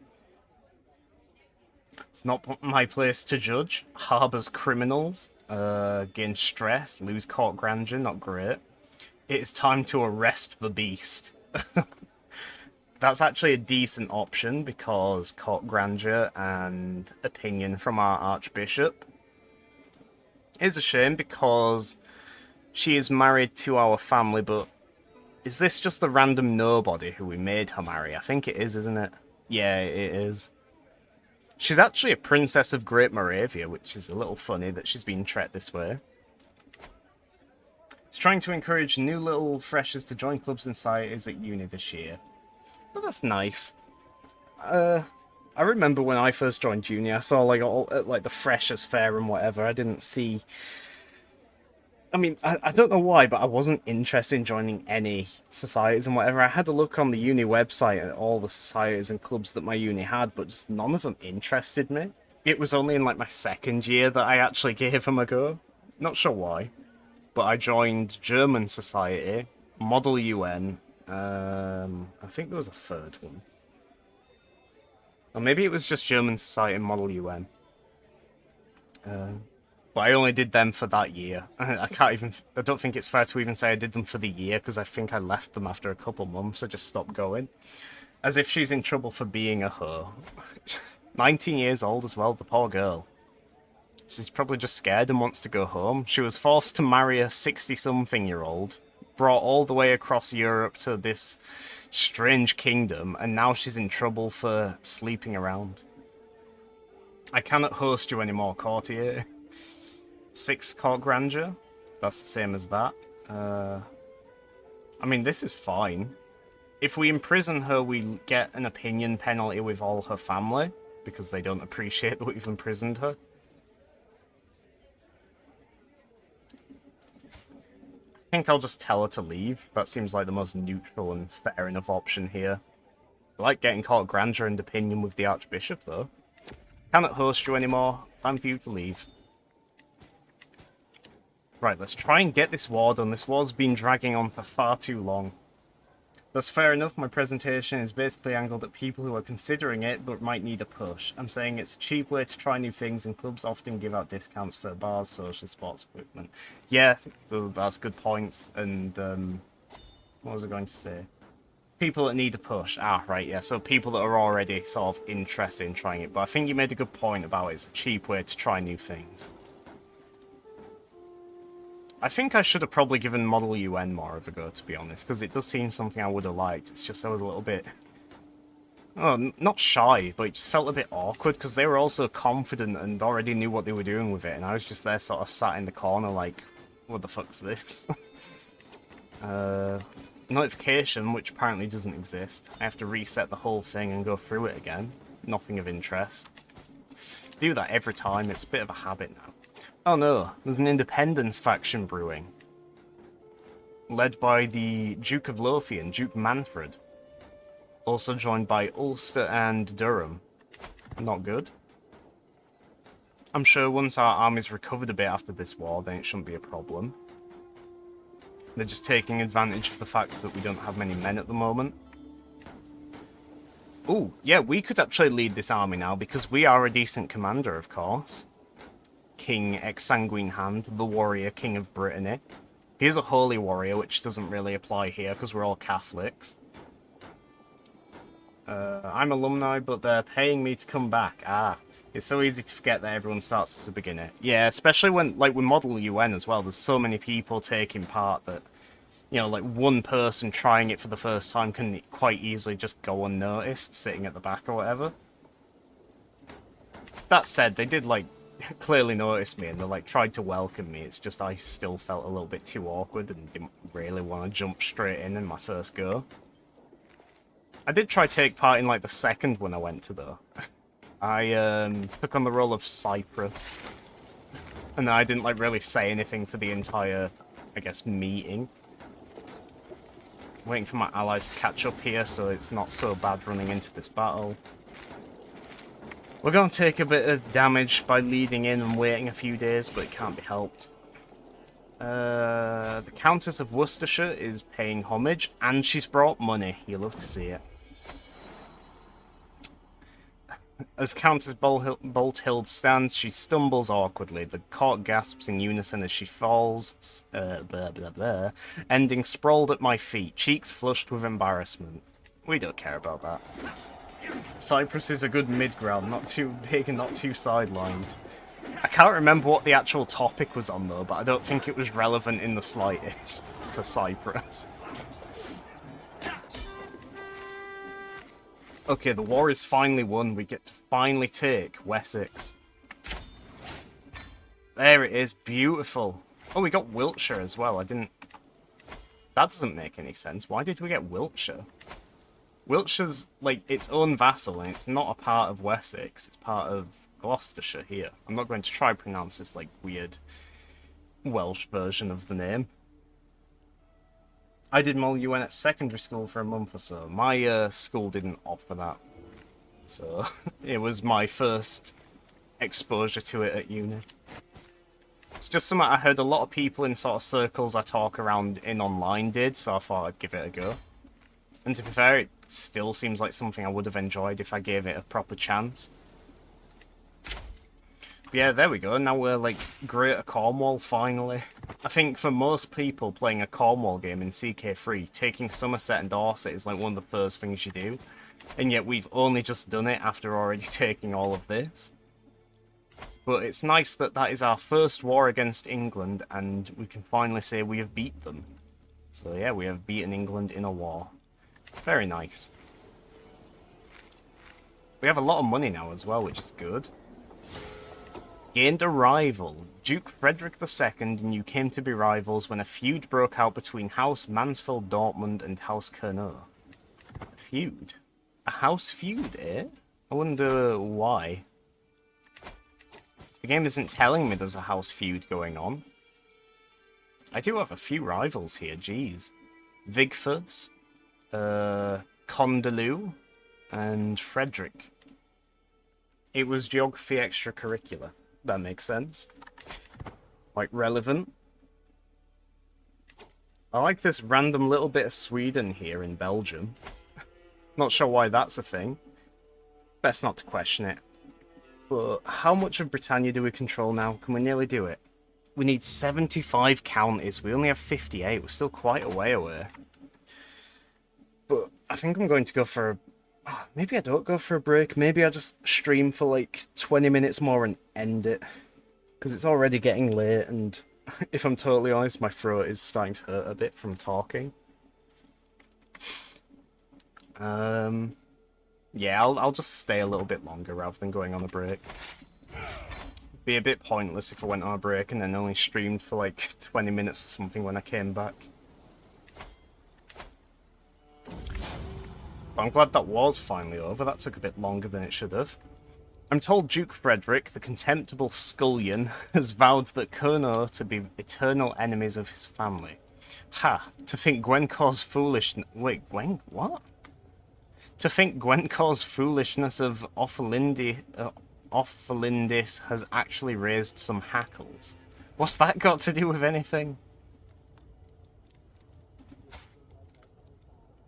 Okay, so... it looks like Gwencor, the murderous nun from Man, who has had quite the life and is still around kicking, she was taking the piss out of Offelindis. Offelindis' big brother Frederick, oh no, little brother Frederick, got wind of it, wasn't happy, told Gwencor off, and I think Gwencor's come to me and made me get involved, and now a house feud has started over such a tiny thing. I still don't fully understand why it started. Maybe Gwencor is a rival with her, and it says. Snod. What? Gwencor and Duchess snored too loudly while sharing a camp in the plains of Aachen. So, a great house feud has broken out between these two noble families because a nun and a duchess were snoring too loud while camping. Interesting. I mean, this prompt is written a little bit weirdly. Like, who was snoring too much? It says both of them were snoring too much, which seems a little odd. But, you know what? I've not really played around with house feuds since they added them in the most recent DLC, so... yeah, the feeling's mutual. Let's start a house feud over snoring. Gained a nemesis. That is like an ultra rival, which aren't too common. Yeah, we're engaged in a brutal feud between houses. There's probably going to be a few revenge killings now over that snoring, which is pretty funny, if I'm honest. They're a house of nobodies as well. They're just, well, they're like the Dukes of Lower Lorraine, and we're the kings of nearly all of Britannia. Ooh, Atarian, you've come of age. Who are you going to marry? You are my brother, not my heir. Let us consider... you are disinherited, so there's not really any point going for like a metagamey one. We could just go for an alliance instead. We're already allied to the Kingdom of Oh, no, we're not. I totally forgot about that. We need to reset our alliances. Going to do that now? Wait, we can't. Oh, we're still allied to Barcelona, so that's one. Great Moravia? No. Well, damn. Yeah, we need to get a bunch of alliances back. So how about Prince Atarian, you can marry Infanta Constanza Oveketh of Leon. A little bit of an age gap, but nothing major. Leon has 3,800 men. Bavaria has 7,000. That would be a good one, but that's a very big age gap. What do you reckon, Astra? Would you rather marry the 21-year-old Infanta from Leon or the 4-year-old princess from Bavaria? Spanish or Bavarian? Which one? I'll let you decide this one, assuming you're even still here. The age difference doesn't matter, really. Like, sure, you'll be waiting around a while, but she will come of age eventually. And I'm only really in it for the alliance, since, like I say, you're disinherited, so you're not even in line to be king one day. Mind you, we could restore inheritance if need be, but I think we'd have to be pretty desperate. 7,000 is nice. Yeah, that's what I was thinking. That's why I'm considering Bavaria now. But sorted by alliance power, the game is insisting that Leon is higher. So I think they must have slightly more than 7,000 men when they're fully recovered. In which case, maybe it would be short-sighted to just go for Bavaria. Because sure, they have 7,000 now.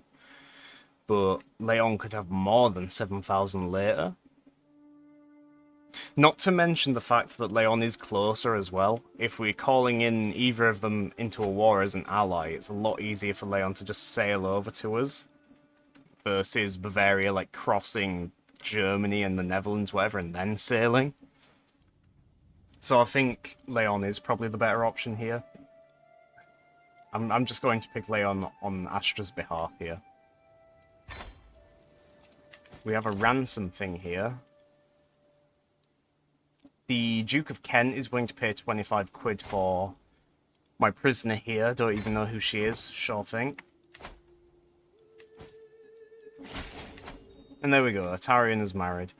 To the amicable King Exsanguine Hand of Brittany, I gladly accept your marriage proposal. Your brother Atarian and my daughter Constanzo shall be joined in holy matrimony. May God grant them long life and many children. Indeed.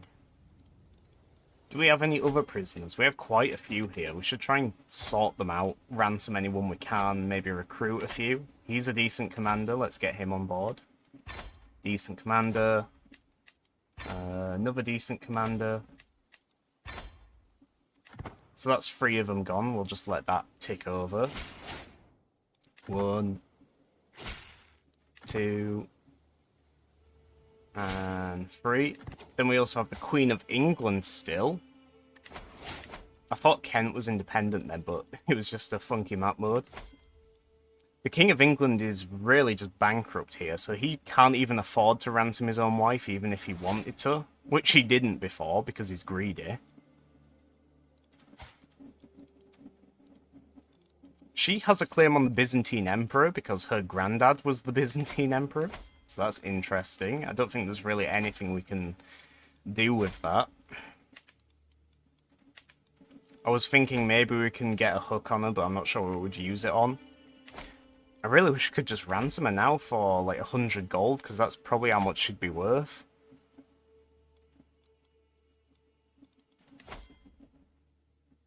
I'll just hold on to her for now then. I guess we'll have to wait until England has enough money. Could be quite a while though. Minus 483, yeah. They're making 9.9 a month, which is decent, but it's still going to be a while before they get out of debt. Then we have Herbert of Wessex.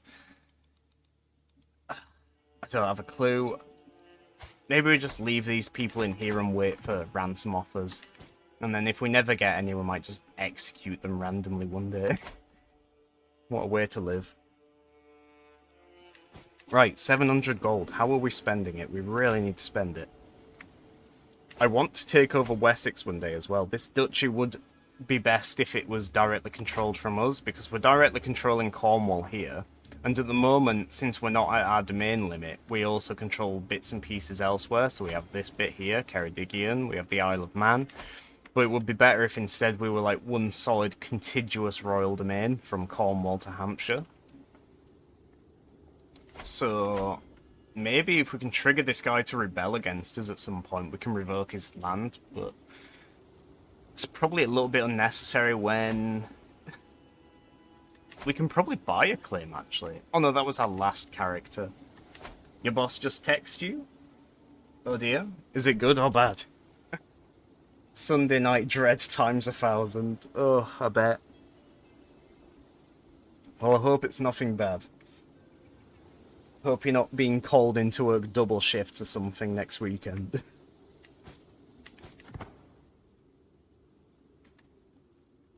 But, I might end the stream here now, because we finished that war.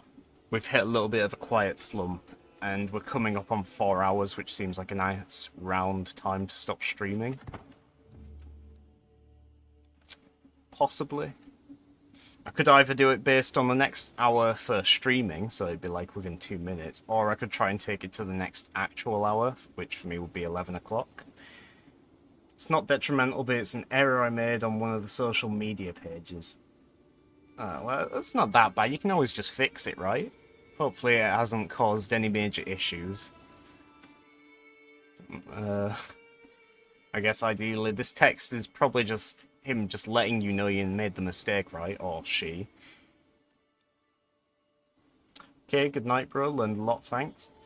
I'm still debating. I could, like, stay on for another 20 minutes, maybe. Just for the sake of ending at the hour.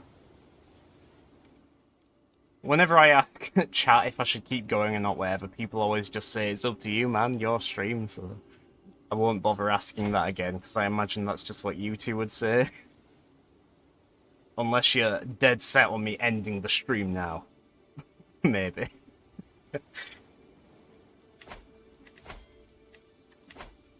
I think the game as well is also telling me that I should end now because it's not giving me any events, nothing's happening anymore.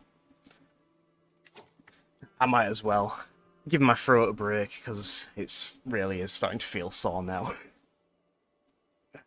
Okay, let's put it on the end screen then.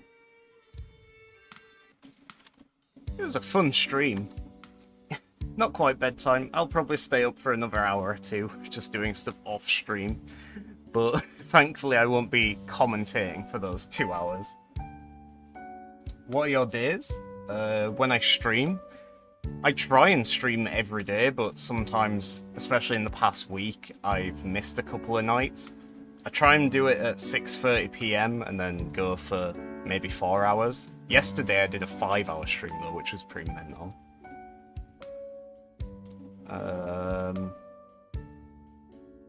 Right, oh yeah, I was just like staring at CK3 then, trying to figure out what was happening. But yeah, I try and stream at 6:30 every day, but I can't guarantee that that will be every day. I'll try to be around, that'd be nice, be much appreciated. I'd like to see you in chat again. It's always nice to see people come back. Is everything set? Alright, yes it is. Wow. Okay, well yeah, thanks to everyone that turned up today. Oh god, you know what, I nearly forgot. I just remembered, I said I was going to raid someone today. Because I keep meaning to raid someone, just anyone.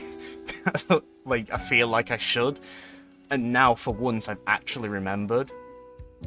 So, if you guys are interested, I guess you can wait around and see who we're going to raid. But if not, feel free to leave now, I don't blame you. I usually leave when a streamer starts a raid. Let me just have a look and see if a couple of people are online, which... Oh, he's online. A much bigger streamer than me, but I enjoyed watching him the other night, so... I don't know what the game is playing, but it was playing Victoria 2 the other night, and I liked that, so presumably this game is also fun. What do you like to be called, by the way? Mech? Yeah, Mech will do fine. Most people just call me Mech. Makes sense to me. Yeah, I'm going to raid this guy, Dridalicious.